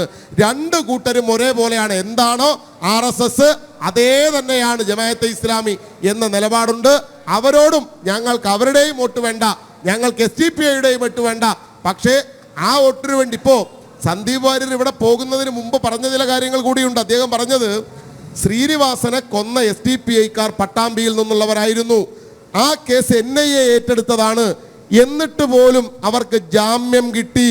ആ കേസിൽ എങ്ങനെ എന്ന ആശങ്ക ഇതിനു മുമ്പ് പങ്കുവച്ചിട്ടുള്ള ആളായിരുന്നു സന്ദീപ് വാര്യർ ഉൾപ്പെടെയുള്ള ചില BJPയുടെ നേതാക്കൾ. അപ്പോൾ കോൺഗ്രസും BJPയും തമ്മിൽ ഇവിടെ നടന്നു വരുന്ന ഒരു അന്തർനാടകത്തിൻ്റെ ഒരു ഭാഗമാണ് സന്ദീപ് വാര്യർ ഇപ്പോൾ നാഗ്പൂർ ആസ്ഥാനത്ത് നിന്ന് സാധാരണ ഈ ഡെപ്യൂട്ടേഷൻ പ്രോസസ് ഉണ്ട് സർക്കാരിൽ, അന്യത്ര സേവനം, അങ്ങനെ RSSന്റെ നിർദ്ദേശാനുസരണം അന്യത്ര സേവനത്തിന് ഡെപ്യൂട്ടേഷനിൽ BJPയിൽ നിന്ന് മാറി കോൺഗ്രസിലേക്ക് പോയി എന്ന് മാത്രമേ ഉള്ളൂ. സോയക്ക് ഇപ്പൊ തിരിച്ചറിയില്ല, കുറച്ചു കാലത്തിനുള്ളിൽ തിരിച്ചറിയും. ഓക്കെ സോയ പറഞ്ഞു വെച്ചത് പൂർത്തിയാക്കാം. അല്ല, തീർച്ചയായും ഒരു വർഗീയ സംഘടനയുടെയും വോട്ട് വേണ്ട എന്നുള്ള നിലപാട് എല്ലാ കാലത്തും കോൺഗ്രസ് എടുത്തിട്ടുണ്ട്. കാരണം ഇവരുടെയൊക്കെ അസ്വസ്ഥത നിങ്ങൾ മനസ്സിലാക്കണം. എന്തുകൊണ്ടാണ് ഈ രണ്ടു കൂട്ടരും ഇത്തരത്തിൽ പ്രശ്നം ഉണ്ടാക്കുന്നത്? ഞങ്ങൾ എല്ലാ ജനാധിപത്യപരമായി ഒരു തെരഞ്ഞെടുപ്പിൽ ജയിക്കുക എന്ന് പറയുന്നത് കോൺഗ്രസ്സുകാരൻ്റെ മാത്രം വോട്ട് കിട്ടിയിട്ടല്ലല്ലോ ഒരാൾ ജയിക്കുക ഒരിടത്തും. ഇപ്പം BJPയുടെ ഒരാൾ ഒരു സ്ഥലത്ത് ജയിക്കുന്നു, അത് BJPക്കാരുടെ മാത്രം വോട്ട് കൊണ്ടല്ല. CPMന്റെ ഒരാൾ ജയിക്കുന്നു, അതൊരിക്കലും CPMകാരുടെ വോട്ട് കൊണ്ട് മാത്രമല്ല. ഒരിടത്ത് നിൽക്കുമ്പോൾ ആ നിൽക്കുന്ന സ്ഥാനാർത്ഥിയെ, ആ നിൽക്കുന്ന മുന്നണിയെ അംഗീകരിക്കാൻ കഴിയുന്ന ആളുകളൊക്കെ അത്തരത്തിൽ വോട്ട് ചെയ്യും. അതിൽ ആ നിൽക്കുന്ന പാർട്ടിക്കാർ. സന്ദീപ് വാര്യരെയും കൊണ്ട് നേരെ പാണക്കാട്ടേക്ക് പോയി തങ്ങളെ കാണാൻ വേണ്ടി പോയി. എന്തുകൊണ്ട് മറ്റേ ബിഷപ്പ് ഹൗസിലോട്ട് പോയില്ല? എന്തുകൊണ്ട് പിന്നെ നമ്മുടെ SNDP നേതാവിനെ അല്ലെങ്കിൽ സമുദായ സംഘടനകളുടെ നേതാക്കന്മാരുണ്ടല്ലോ നമ്മുടെ സംബന്ധിച്ച് ഏറ്റവും പെരുന്നയിൽ പോവാം, എവിടെയും പോവാതെ നേരെ എന്താ അങ്ങോട്ടേക്ക് പോയത്? SNDP ഒന്നും കോൺഗ്രസിന്റെ ഘടകകക്ഷിയല്ല, അതൊന്നും കോൺഗ്രസിന്റെ ഘടകകക്ഷിയല്ല. ഘടകകക്ഷി നേതാവ് എന്ന നിലയിലാണ് ഏറ്റവും പ്രധാനപ്പെട്ട ഘടകകക്ഷി മുസ്ലിം ലീഗ് ആണെന്ന് ഞങ്ങൾക്ക് അംഗീകരിക്കുന്നതുകൊണ്ട് പ്രയാസമില്ല. ഇവർക്കല്ലേ പ്രയാസം? ഞങ്ങളുടെ കൊടി കണ്ട ഇവർക്കല്ലേ പ്രയാസം? ഇവർക്ക് പ്രയാസം, അവർക്ക് പ്രയാസം, എല്ലാവർക്കും പ്രയാസം. ഞങ്ങൾക്ക് ആ പ്രയാസമില്ല. മുസ്ലിം ലീഗ് എന്ന് പറയുന്നത് കേരളത്തിൽ വയനാട്ടിൽ ഒരു പച്ചക്കൊടി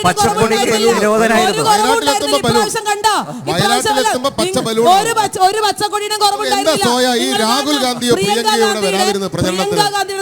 എന്തുകൊണ്ടാണ് പ്രിയങ്ക ഈ തെരഞ്ഞെടുപ്പിൽ മത്സരിച്ചിരുന്നല്ലോ?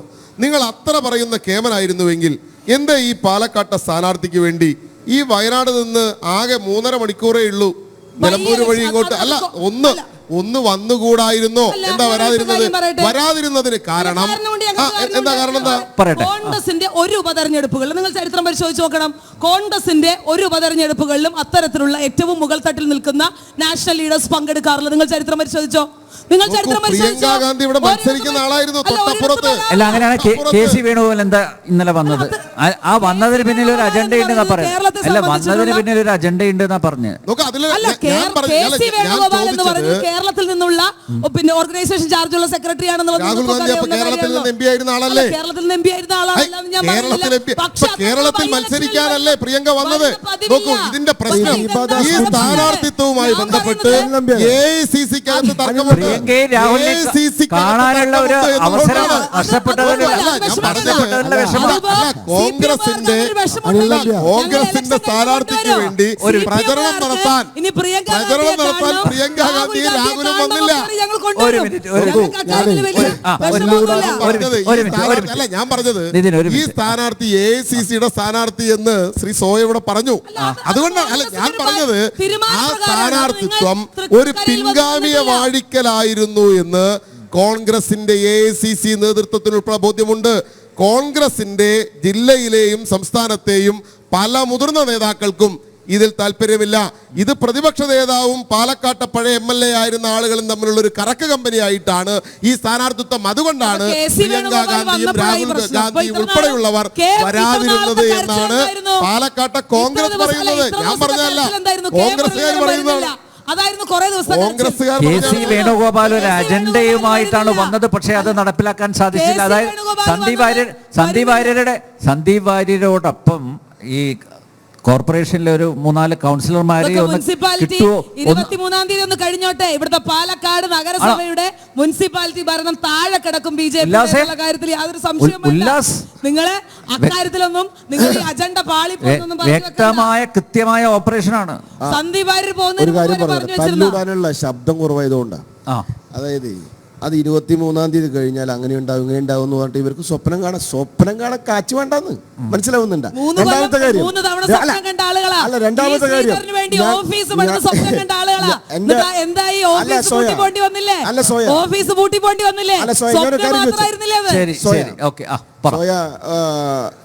യുദ്ധം വെട്ടാനുള്ള മാനസികാവസ്ഥയും സൗധവും ഇല്ല. അതുകൊണ്ടാണ് മറുപടി ഞാൻ പറഞ്ഞുതരാം. മെട്രോമാൻ ശ്രീധരനും സാറുമായി ബന്ധപ്പെട്ട് തെരഞ്ഞെടുപ്പിൽ ബഹുമാനനായിട്ടുള്ള ശ്രീ AK ബാലൻ കൃത്യമായി പറഞ്ഞിട്ടുണ്ട്, നിങ്ങൾക്ക് വേണ്ടി കമ്മ്യൂണിസ്റ്റ് പാർട്ടി വോട്ട് മറച്ചു കൊടുത്തു എന്നുള്ളത്. അത് കൃത്യമാണ്. നിങ്ങൾക്ക് വോട്ട് മറച്ചു കൊടുത്തു. അപ്പൊ നിങ്ങളൊപ്പം തന്നെ എന്തുണ്ടായി? ഈ 3 പഞ്ചായത്തുകളിൽ കൃത്യമായിട്ടുള്ള ന്യൂനപക്ഷ കൺസോളിഡേഷൻ എന്ന് പറഞ്ഞ കൃത്യമായ വർഗീയ സ്വഭാവം കാണിച്ച് നിങ്ങളുടെ കൈകാര്യം ചെയ്തു. ഈ മെട്രോമാൻ ശ്രീധരൻ സാർ ഉണ്ടായിരുന്നുവെങ്കിൽ ഇന്ന് ഈ പാലക്കാട് മെഡിക്കൽ കോളേജ് ഇങ്ങനെ കെടുക്കില്ലായിരുന്നു. വിക്ടോറിയ കോളേജ് ക്യാമ്പസ് വരുമായിരുന്നു. നിങ്ങളുടെ മോയിൻസ് സ്കൂളില് നിങ്ങളെ ചാപ്പി പറമ്പിൽ ചതിച്ച് വഞ്ചിച്ച് പറ്റിച്ചു പോയ മോയിൻസ് സ്കൂൾ, ആ മോയിൻസ് സ്കൂളിൽ ഈ ഗതി വരില്ലായിരുന്നു. ഞാനൊരു സംശയം ചോദിച്ചോട്ടെ. ഉല്ലാസ് ഇപ്പൊ പറഞ്ഞത്, അദ്ദേഹം ഇപ്പോ ഇതിനെക്കുറിച്ച് പറഞ്ഞു, ഈ മുനിസിപ്പാലിറ്റിയെ കുറിച്ചും അതുപോലെ തന്നെ വികസനത്തെ കുറിച്ചുമെല്ലാം പറഞ്ഞ കൂട്ടത്തിൽ അദ്ദേഹം പറഞ്ഞ അല്ലല്ല വാട്സാപ്പല്ല ഞാന് നിങ്ങള് വഴങ്ങി തന്നപ്പോ ഞാൻ പെട്ടെന്ന് ആ പോയിന്റിൽ നിന്ന് പോയി എന്നുള്ളത് കൊണ്ടാണ് പെട്ടെന്ന് ഉല്ലാസ് ചിലപ്പോ ഒന്ന് ഇടപെട്ടപ്പോ ഞാൻ ചോദിക്കുന്ന ഒരു ചോദ്യം, മെട്രോമാൻ ഇവിടെ നിങ്ങൾ മത്സരിച്ച BJPക്ക് മത്സരിക്കാൻ പറ്റുന്ന കേരളത്തിൽ അല്ലെങ്കിൽ ഇന്ത്യയിൽ തന്നെ ഏറ്റവും മികച്ച ആളായിരുന്നു മെട്രോമാൻ, സംശയമൊന്നുമില്ലല്ലോ. മെട്രോമാന് കിട്ടിയ വോട്ട് ഇപ്പോഴുള്ള സ്ഥാനാർത്ഥിക്ക് കിട്ടുമോ? അല്ല, കിട്ടില്ല. ഞാൻ പറയുന്നത് മെട്രോമാന് കിട്ടിയ വോട്ട് പോകുന്നില്ല. പിന്നെ എങ്ങനെയാണ് നിങ്ങൾ ഈ തെരഞ്ഞെടുപ്പിൽ നിങ്ങൾ ഇപ്പൊ അങ്ങ് ജയിക്കും? മെട്രോമാൻ നിന്നിട്ട് ജയിച്ചിട്ടില്ല. മെട്രോമാനെ ശ്രീധരനെ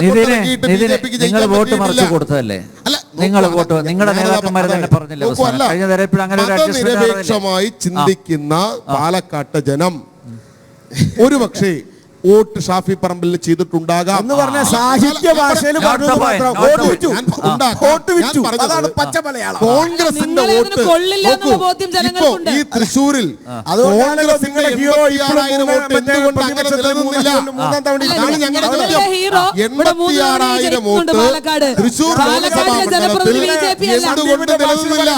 അത് നിലനിൽക്കാതിരുന്നത് കൊണ്ടാണ് ലോകസഭയിൽ ശ്രീധരൻ സാറെ പിടിച്ചതിനേക്കാളും കൂടുതൽ വോട്ട് പിടിക്കുക എന്നുള്ളതാണ്. ഇനി മറുപടി പറയാലോ. 4 കാര്യങ്ങൾ. 4 കാര്യം. ഒന്ന്, മുനിസിപ്പാലിറ്റിയുമായി ബന്ധപ്പെട്ട ഒരു മറുപടി വേണം. 2, കർഷകരുമായി ബന്ധപ്പെട്ട മറുപടി പറയണം. 3, വയനാടുമായി ബന്ധപ്പെട്ട മറുപടി പറയണം. 4ാമത് ഇപ്പോൾ നിതിൻ ചേട്ടൻ ചോദിച്ച 3ാം സ്ഥാനത്ത് നിൽക്കുന്ന നിതിൻ ചേട്ടൻ 23-ാം തീയതി 3ാം സ്ഥാനത്തേക്ക് പോകുന്ന നിതിൻ ചേട്ടൻ ചോദിച്ച മറുപടിയും പറയണം. ഇവർ ഇത്ര നേരം തർക്കിക്കേണ്ട കാര്യം ഉണ്ടായിരുന്നില്ല കേട്ടോ. 2ാം സ്ഥാനത്തുകാരും 3ാം സ്ഥാനക്കാരും എന്തിനു തർക്കിക്കണം? ഞങ്ങൾ കൃത്യമായി 1ാം സ്ഥാനത്ത് വരുന്നവരാ, സംശയമില്ല. കഴിഞ്ഞ വർഗീയത കളിച്ച് വോട്ട് മേടിച്ചു അവരുടെ ഡീൽ ഉണ്ടാക്കിയതല്ല. ബാലേട്ടൻ നിങ്ങൾ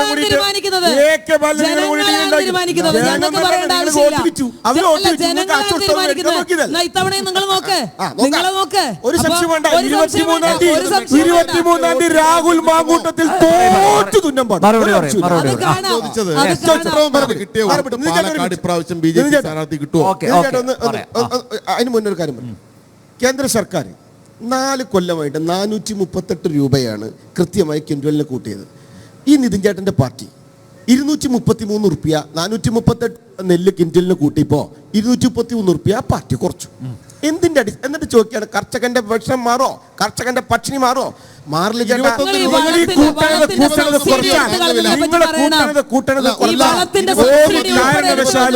വളത്തിന്റെ സബ്സിഡി എടുത്ത് കൊടുക്കുമ്പോൾ തന്നെ ഫസൽ ഭീമ യോജനയിലൂടെ കർഷകന് കൊടുത്ത സൗകര്യം കിസാൻ സമ്മാൻ നിധി. അനിൽ നമ്പ്യാർ നിങ്ങൾ നിഷ്പക്ഷനായിട്ട് തന്നെ മറുപടി പറയണം. കിസാൻ സമ്മാൻ നിധി പദ്ധതി കോൺഗ്രസ്സുകാരും കമ്മ്യൂണിസ്റ്റുകാരും BJPക്കാരും കൊടുത്തില്ലേ? ഫസൽ ഭീമ യോജനയിൽ വന്നിട്ടുള്ള പദ്ധതികൾ വിള നശിച്ചവർക്ക് കിസാൻ സമ്മാൻ നിധി രാഷ്ട്രീയം നോക്കിയല്ല കൊടുക്കുന്നത്.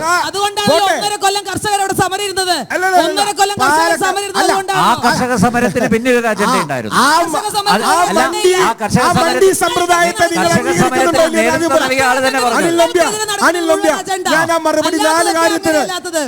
നാല് കാര്യത്തിന് മറുപടി നിങ്ങൾ ചോദിച്ച ചോദ്യങ്ങളൊക്കെ തരണേ. ആ കാര്യം പറയുമ്പോൾ നിങ്ങൾ പാലക്കാടിന്റെ കർഷകനെ പറയുമ്പോൾ പെട്ടെന്ന് സ്കിപ്പ് ചെയ്ത് പോവല്ലേ. ചാപ്പി തോറ്റ കുച്ചയാണത്, ഞാൻ പറഞ്ഞുതരാം. എന്ന് പറഞ്ഞാല് പാലക്കാടിന്റെ ഷാഫി ആ വീട്ടിലൊന്ന് പോയിട്ട് ആ നെല്ലെടുത്ത് കഴിവില്ലെങ്കിൽ കൊണ്ടുപോയിട്ട് അത് വിറ്റ്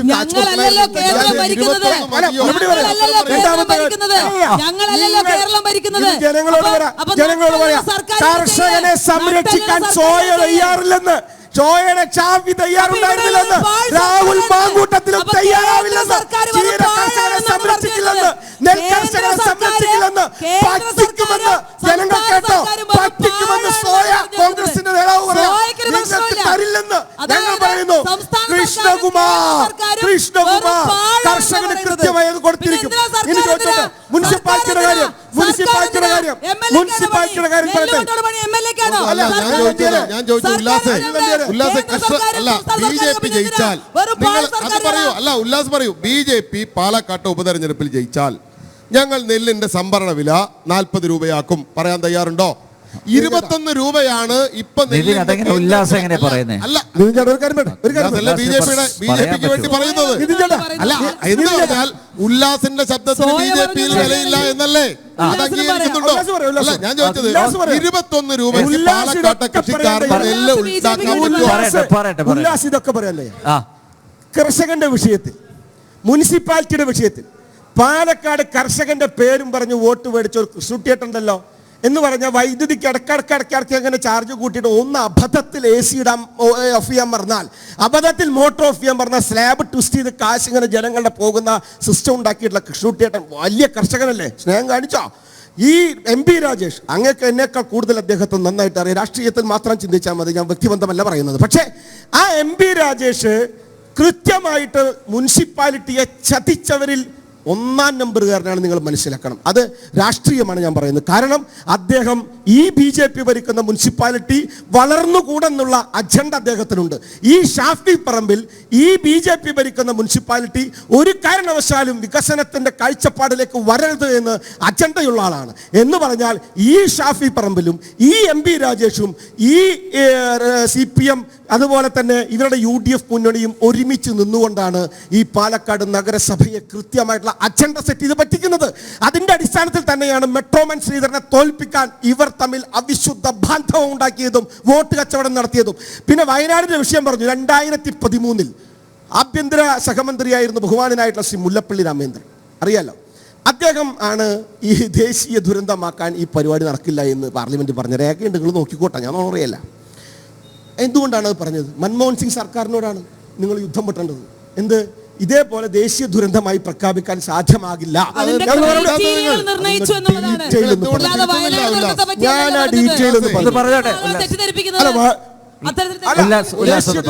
പ്രഖ്യാപിക്കാൻ സാധിക്കില്ല. മൻമോഹൻ സിംഗ് ആണ്, മൻമോഹൻ സിംഗ് സർക്കാരാണ് ഇത് നടപ്പിലാക്കാൻ സാധിക്കില്ല എന്ന് പറഞ്ഞത്. ദേശീയ ദുരന്തമായി പ്രഖ്യാപിക്കുന്ന സിസ്റ്റം ഉണ്ടാകില്ല. ആ ക്രൈറ്റീരിയ അടിസ്ഥാനത്തിൽ കൃത്യമായിട്ട് വയനാട് ആ സമയത്ത് പൊട്ടുന്നോ എന്നല്ല ഞാൻ പറയുന്നത്. ഞാൻ പറഞ്ഞു തരാം. ആദ്യം അത് കേൾക്കാൻ തീരുമാനിക്കും, അത് കേൾക്കാനുള്ള മനസ്സിലാക്കി തെറ്റിദ്ധരിപ്പിക്കില്ല. ആ തെറ്റിദ്ധരിപ്പിക്കില്ല, കേൾക്കാനുള്ള മനസ്സ്, ക്ഷമ. ഇങ്ങനെ ഷാഫി പറമ്പിലെ പോലെ പറ്റിക്കാൻ നിൽക്കരുത്. മനസ്സിലാക്കണം, ഷാഫി പറമ്പിലെ പോലെ പറ്റിക്കാൻ നിൽക്കുന്നുണ്ട്. കാര്യം മനസ്സിലാക്കണം. ചോദ്യം ചോദിക്കുമ്പോൾ മറുപടി കേൾക്കാൻ തയ്യാറുണ്ടാകണം. ചോദ്യം ചോദിക്കുമ്പോൾ മറുപടി പറയാൻ തയ്യാറുണ്ടാവണം.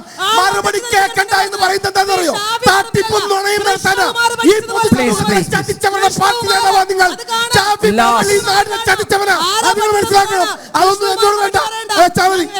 അതായത് 80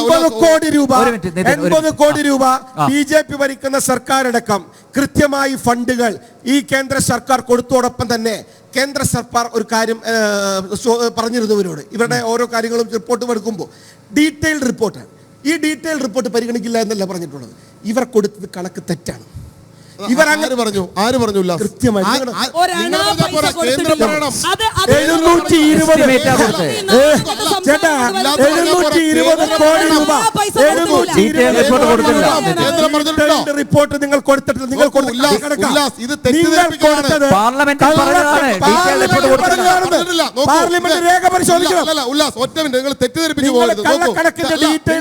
പോകരുത്. ഒരു എസ്റ്റിമേറ്റ് കൊടുക്കുന്നു.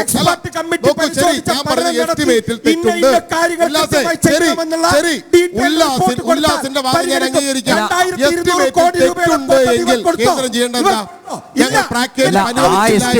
എസ്റ്റിമേറ്റിലാണ് പെരുപ്പിച്ച കണക്കുകൾ. അതായത് അല്ല, ഒരു ഡെഡ് ബോഡി സംസ്കരിക്കുക 75,000 രൂപ. ഒന്നുകൂടി വ്യക്തമാക്കി തരാം. അനിൽ നമ്പ്യാർ, നമ്മുടെ ശ്രീ ഉല്ലാസ്, നമ്മുടെ വീടുകളിൽ പ്രായം ചെന്ന ഒരാൾ മരിക്കുന്നത് പോലെയല്ല ഒരു ഉരുൾപൊട്ടൽ ദുരന്തത്തിൽ ആളുകൾ കൊല്ലപ്പെട്ടതും മരണപ്പെട്ടതുമൊക്കെ നിങ്ങൾ നോക്കൂ, ചൂരൽമലയിൽ ദുരന്തമുണ്ടായ ദുരന്തബാധിതരുടെ മൃതശരീരങ്ങൾ കണ്ടെടുത്തത് നിലമ്പൂരിനടുത്ത ചാലിയാർ പുഴയിൽ നിന്നാണ്. അത് പെറുക്കിക്കൂട്ടി കൊണ്ടുവരികയാണ്. പോസ്റ്റ്മോർട്ടം ടേബിളിൽ വെക്കുമ്പോൾ ശരീരാവശിഷ്ടങ്ങൾ ആരുടേത് എന്ന് പോലും തിരിച്ചറിയാനാവില്ല. ആ തിരിച്ചറിയാനുള്ള മാർഗം ഇന്ന് DNA ടെസ്റ്റാണ്. ഒരു DNA ടെസ്റ്റ് നടത്താൻ 13,000 രൂപ ചെലവാണ് നമ്മുടെ രാജ്യത്തിനകത്ത് നിലവിൽ.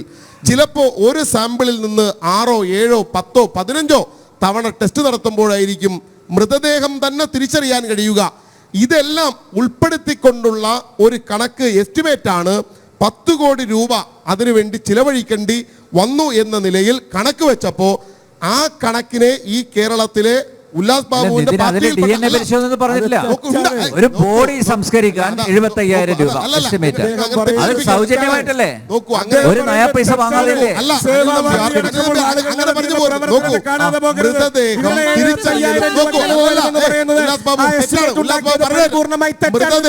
മൃതദേഹം തിരിച്ചറിയൽ, സംസ്കരിക്കൽ, ഈ കാര്യങ്ങൾക്കെല്ലാമാണ്.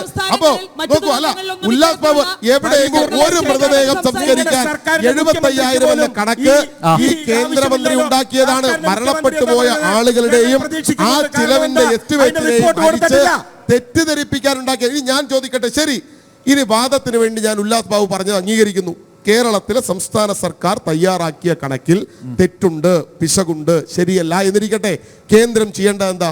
നിങ്ങൾ തെറ്റായ എസ്റ്റിമേറ്റ് ആണ് തന്നത്, ഞങ്ങൾ നൽകില്ല എന്ന് പറയലാണോ? വയനാട്ടിലെ ദുരന്തബാധിതരോട് കേന്ദ്രം എടുക്കേണ്ട സമീപനം അതാണോ? നിങ്ങൾ പറയേണ്ടത് എന്താ? ഇന്ന പിശകുകളുണ്ട്, അത് തിരുത്തണം. അല്ല നോക്കൂ, ഇപ്പൊ പറഞ്ഞ എന്താ? പ്രഖ്യാപിക്കില്ല എന്ന് മാത്രമല്ല, ഇവിടെ ചെയ്ത സഹായത്തിന് അതാണ് ഞാൻ പറഞ്ഞത്. CMDRFിലേക്ക് ഇന്ത്യയുടെ പ്രധാനമന്ത്രിയുടെ ദുരിതാശ്വാസ നിധിയിൽ നിന്ന് ദുരന്തമുണ്ടെങ്കിലും ഇല്ലെങ്കിലും ഒക്കെ നൽകേണ്ട പണമുണ്ട്. എത്ര കോടി മാൻഡേറ്റ് ആയിട്ട് നൽകേണ്ടതാണ്. അത് വിവരാവകാശ നിയമപ്രകാരം ചോദിച്ചപ്പോൾ വ്യക്തമായ മറുപടി കൊടുത്തില്ല. കേരളത്തിൽ ഇപ്പൊ നമ്മൾ ആവശ്യപ്പെടുന്നത് എന്താ?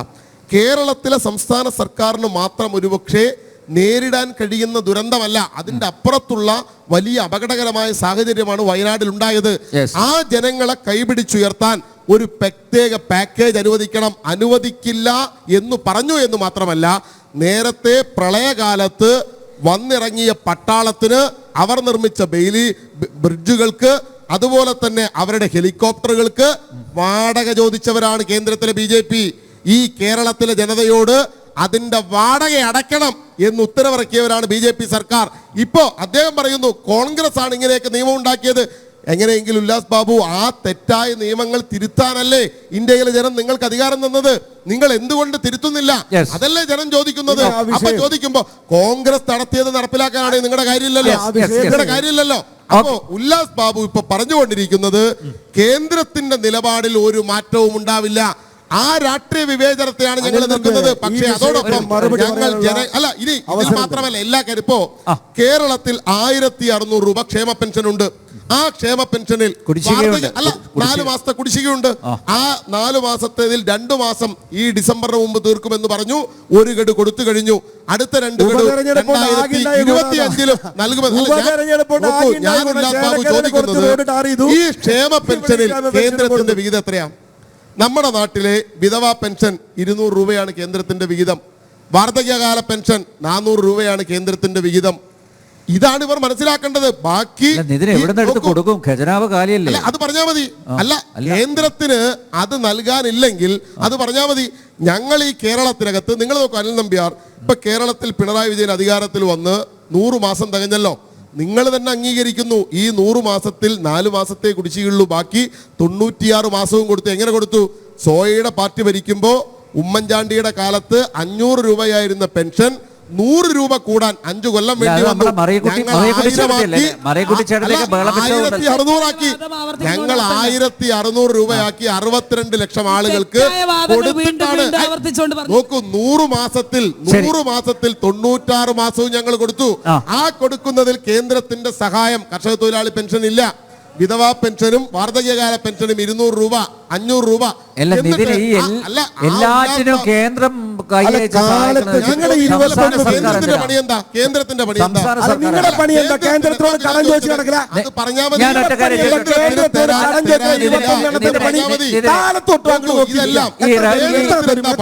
വരുമാനം ഉല്ലാസം ഒരു മിനിറ്റ്. ഈ വരുമാനം ഏതൊക്കെ സ്രോതസ്സുകളിൽ നിന്നാണ് സംസ്ഥാനത്തിന് വരുമാനം ലഭിക്കുന്നത്? നമ്മുടെ കുടിയന്മാരില്ലെങ്കിൽ എന്തായിരിക്കും അവസ്ഥ? ലോട്ടറി അല്ലാതെ വേറെ എവിടുന്നാ വരുന്ന ആ ഒരു അവസ്ഥയ്ക്ക് മാറ്റം വരുന്നില്ല. GST നടപ്പിലാക്കിയതോടുകൂടി സംസ്ഥാനത്തിന് ഏതെങ്കിലും ഒരു സാധനത്തിന് നികുതി കൊടുക്കാൻ പറ്റുമോ? ആകെ പറ്റുന്നത് പെട്രോളിയം ഉൽപ്പന്നങ്ങളുടെയും മദ്യത്തിന്റെയും കാര്യത്തിൽ ദൂരത്തിനൊരു കുറവുമില്ല. ദൂരത്തിനൊരു കുറവുമില്ല. അല്ല, ഞാൻ പറഞ്ഞു നവകേരള ബസ് എവിടെയാ? നവകേരള ബസ് എവിടെയാ? നവകേരള ബസ്സിൽ നടത്തിയിട്ടുള്ള നിങ്ങളുടെ യാത്രയിൽ കിട്ടിയിട്ടുള്ള ഒരു പരാതി നിങ്ങൾ പരിഹരിച്ചോ? ഒരു പരാതി നിങ്ങൾ പരിഹരിച്ചോ? നരേന്ദ്രമോദി അധികാരത്തിൽ വന്ന 10 കൊല്ലത്തിനിടയിൽ എത്ര ലക്ഷം കോടിയുടെ നാട്ടിൽ നാട്ടിൽ ഇന്ത്യയിൽ ശൗചാലയം നിർമ്മിക്കാൻ എന്ന പേരിൽ ഇന്ത്യയിലെ പെട്രോൾ ശൗചാലയം വേണ്ടേ? അല്ല, വേണം. അല്ല, ശൗചാലയം വേണ്ട എന്ന് പറഞ്ഞാൽ പൈസ നിങ്ങൾ കൃത്യമായി വാങ്ങിച്ചല്ലോ. 10 കൊല്ലം മോഡി ഭരിച്ചിട്ടും അതായിട്ടില്ല എന്ന് സമ്മതിച്ചാൽ മതി. ഡോക്ടർ സോയ, തീർച്ചയായും ഈ തെരഞ്ഞെടുപ്പിൽ ഒരുപാട് കാര്യങ്ങൾ വിലയിരുത്തപ്പെടും. ഇപ്പൊ ഇവര് നിന്ന് ഓരോ വളരെ സ്പെസിഫിക് ആയിട്ടുള്ള കാര്യങ്ങളെ പറ്റിയിട്ടുള്ള തർക്കങ്ങൾ ഉണ്ടായി. അതിനപ്പുറത്തേക്ക് വയനാട് ദുരന്തം ഉൾപ്പെടെ ഈ രാജ്യത്തുണ്ടായ 10 കൊല്ലം കൊണ്ട് ഈ രാജ്യത്തിലുണ്ടായ വലിയ വിലക്കയറ്റം, അത് ഏറ്റവും വലിയ രീതിയിൽ ചർച്ച ചെയ്യപ്പെടുന്ന ഒരു കാര്യമാണ്. നമ്മളാരും അത് അത്തരത്തിൽ പരാമർശിച്ചു പോയില്ല. ഈ രാജ്യത്തെ സാധാരണക്കാരായിട്ടുള്ള ആളുകൾ, സ്ത്രീകൾ ഉൾപ്പെടെയുള്ള ആളുകൾ, എല്ലാവരും ഈ നിത്യച്ചെലവിന് കഷ്ടപ്പെടുന്ന മനുഷ്യർ ഇതാരാണ് ഇത്തരത്തിൽ, അല്ലെങ്കിൽ ഗ്യാസിന്റെ വില, പെട്രോളിയം അല്ലെങ്കിൽ പെട്രോളിന്റെയും ഡീസലിന്റെയും വില ഉൾപ്പെടെയുള്ള കാര്യങ്ങൾ ചർച്ച ചെയ്യും. ധാന്യങ്ങളുടെ വില, അരിയുടെ വില, പലവ്യഞ്ജനത്തിന്റെ വില, ഇത് കൃത്യമായി ജനങ്ങളുടെ ഞാൻ അത് ചർച്ച ചെയ്യും. അതിലേക്ക് ഞാൻ വരുന്നുണ്ട്. അത് ചർച്ച ചെയ്യും. നിങ്ങൾ വിഷമിക്കേണ്ട. അക്കാര്യത്തിൽ BJPയുടെ ഇരട്ടത്താപ്പും ആളുകൾ മനസ്സിലാക്കും. അക്കാര്യത്തിൽ എനിക്ക് സംശയമില്ല. അത് മനസ്സിലാക്കണം തന്നെയാണ് ഞാനും പറയുന്നത്. അക്കാര്യത്തിൽ എനിക്ക് അല്ല, അത് മനസ്സിലാക്കും. അതിലാരാണ് ഇത്തരത്തിൽ ആശങ്ക കേരളത്തിലെ മനുഷ്യർക്കുണ്ടാക്കിയത് എന്നുള്ള കൃത്യമായ കാര്യം നമുക്കറിയാം.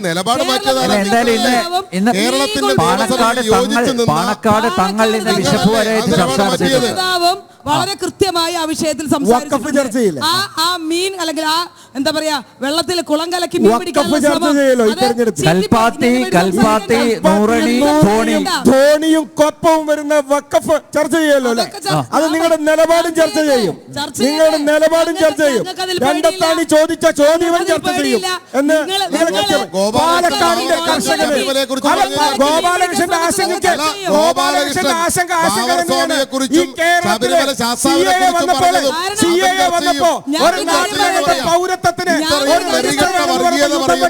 BJPയുടെ നേതൃത്വത്തെ BJPയുടെ നിലപാട് ചർച്ച ചെയ്യും. ഒരു പരാതിക്ക് ഇവർ പോകുന്നില്ല. തുടങ്ങിയത് ജനൻ TV എവിടേക്കാ കൊണ്ടുപോകുന്നത്? അതിൽ നിന്ന് തന്നെ കാര്യങ്ങൾ കൃത്യമാണ്. ഞാൻ പറഞ്ഞു വരുന്നത് ഈ നാട്ടിലെ സാധാരണ മനുഷ്യരുടെ പ്രശ്ന, അല്ലെങ്കിൽ സാധാരണ മനുഷ്യർ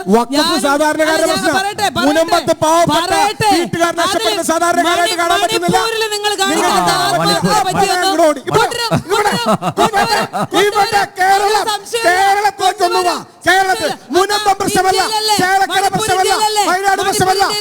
കേരളത്തിലല്ലേ? ഇതിന്റെ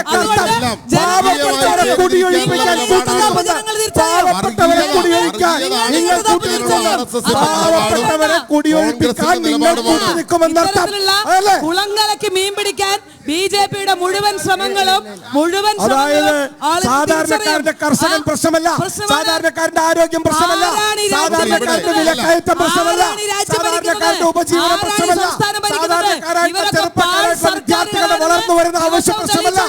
ഇതൊന്നും നിങ്ങൾക്ക് പ്രശ്നമല്ല. നിങ്ങൾക്ക് പാലക്കാട് തങ്ങളുടെ അവിടെ പോയിട്ട് വർഗീയത ഉണ്ടാക്കാം. RSSന്റെ വർഗീയ നിലപാടും ചർച്ച ചെയ്യും. കോൺഗ്രസിന്റെ കൃഷ്ണകുമാർ ജയിക്കും. അഴിമതിയും കെടുകാര്യസ്ഥതയും ഈ സംസ്ഥാനത്തെ പോലും പിന്നെ വൃത്തിയായി കൊണ്ടുപോകാൻ പറ്റുന്ന സ്വന്തം മണ്ഡലത്തെ സംരക്ഷിക്കാൻ കഴിവില്ലാത്തവരോട് നമുക്ക് കാത്തിരിക്കാം. 23 വരെ അല്ലേ? ഉല്ലാസ് ബാബു, സോയ, നിതിൻ കാത്തിരിക്കാം അല്ലേ? 23-ാം തീയതി നമുക്ക് നടത്താം. 23-ന് സരിന്റെ വിജയാഹ്ലാദത്തിൽ നമുക്ക് കാണാം. ഡോക്ടർ സരിന്റെ വിജയാഹ്ലാദത്തിൽ കോൺഗ്രസ് ബിജെപി ഓഫീസിലേക്ക് നോക്കിയിരുന്നപ്പോൾ എന്നുള്ള കാര്യത്തിൽ സംശയം വേണ്ട.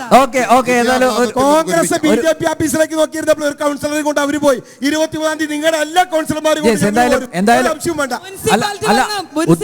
ഉദ്വേഗജനകമായിട്ടുള്ള സംഭവ വികാസങ്ങളല്ലേ, ഒരു ത്രില്ലർ മൂവിയുടെ ചേരുവകൾ എല്ലാം പാലക്കാട് ഉപതെരഞ്ഞെടുപ്പിൽ ക്ലൈമാക്സ് എന്തായിരിക്കും? പെട്ടെന്ന് അവസാനിപ്പിക്കാം.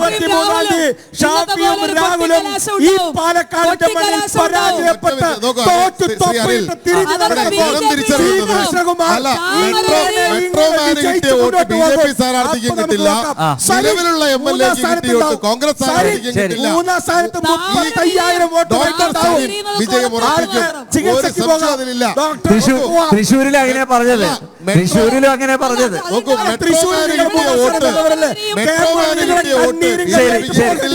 നിലവിലെ MLA കോൺഗ്രസ് രാഹുൽ 2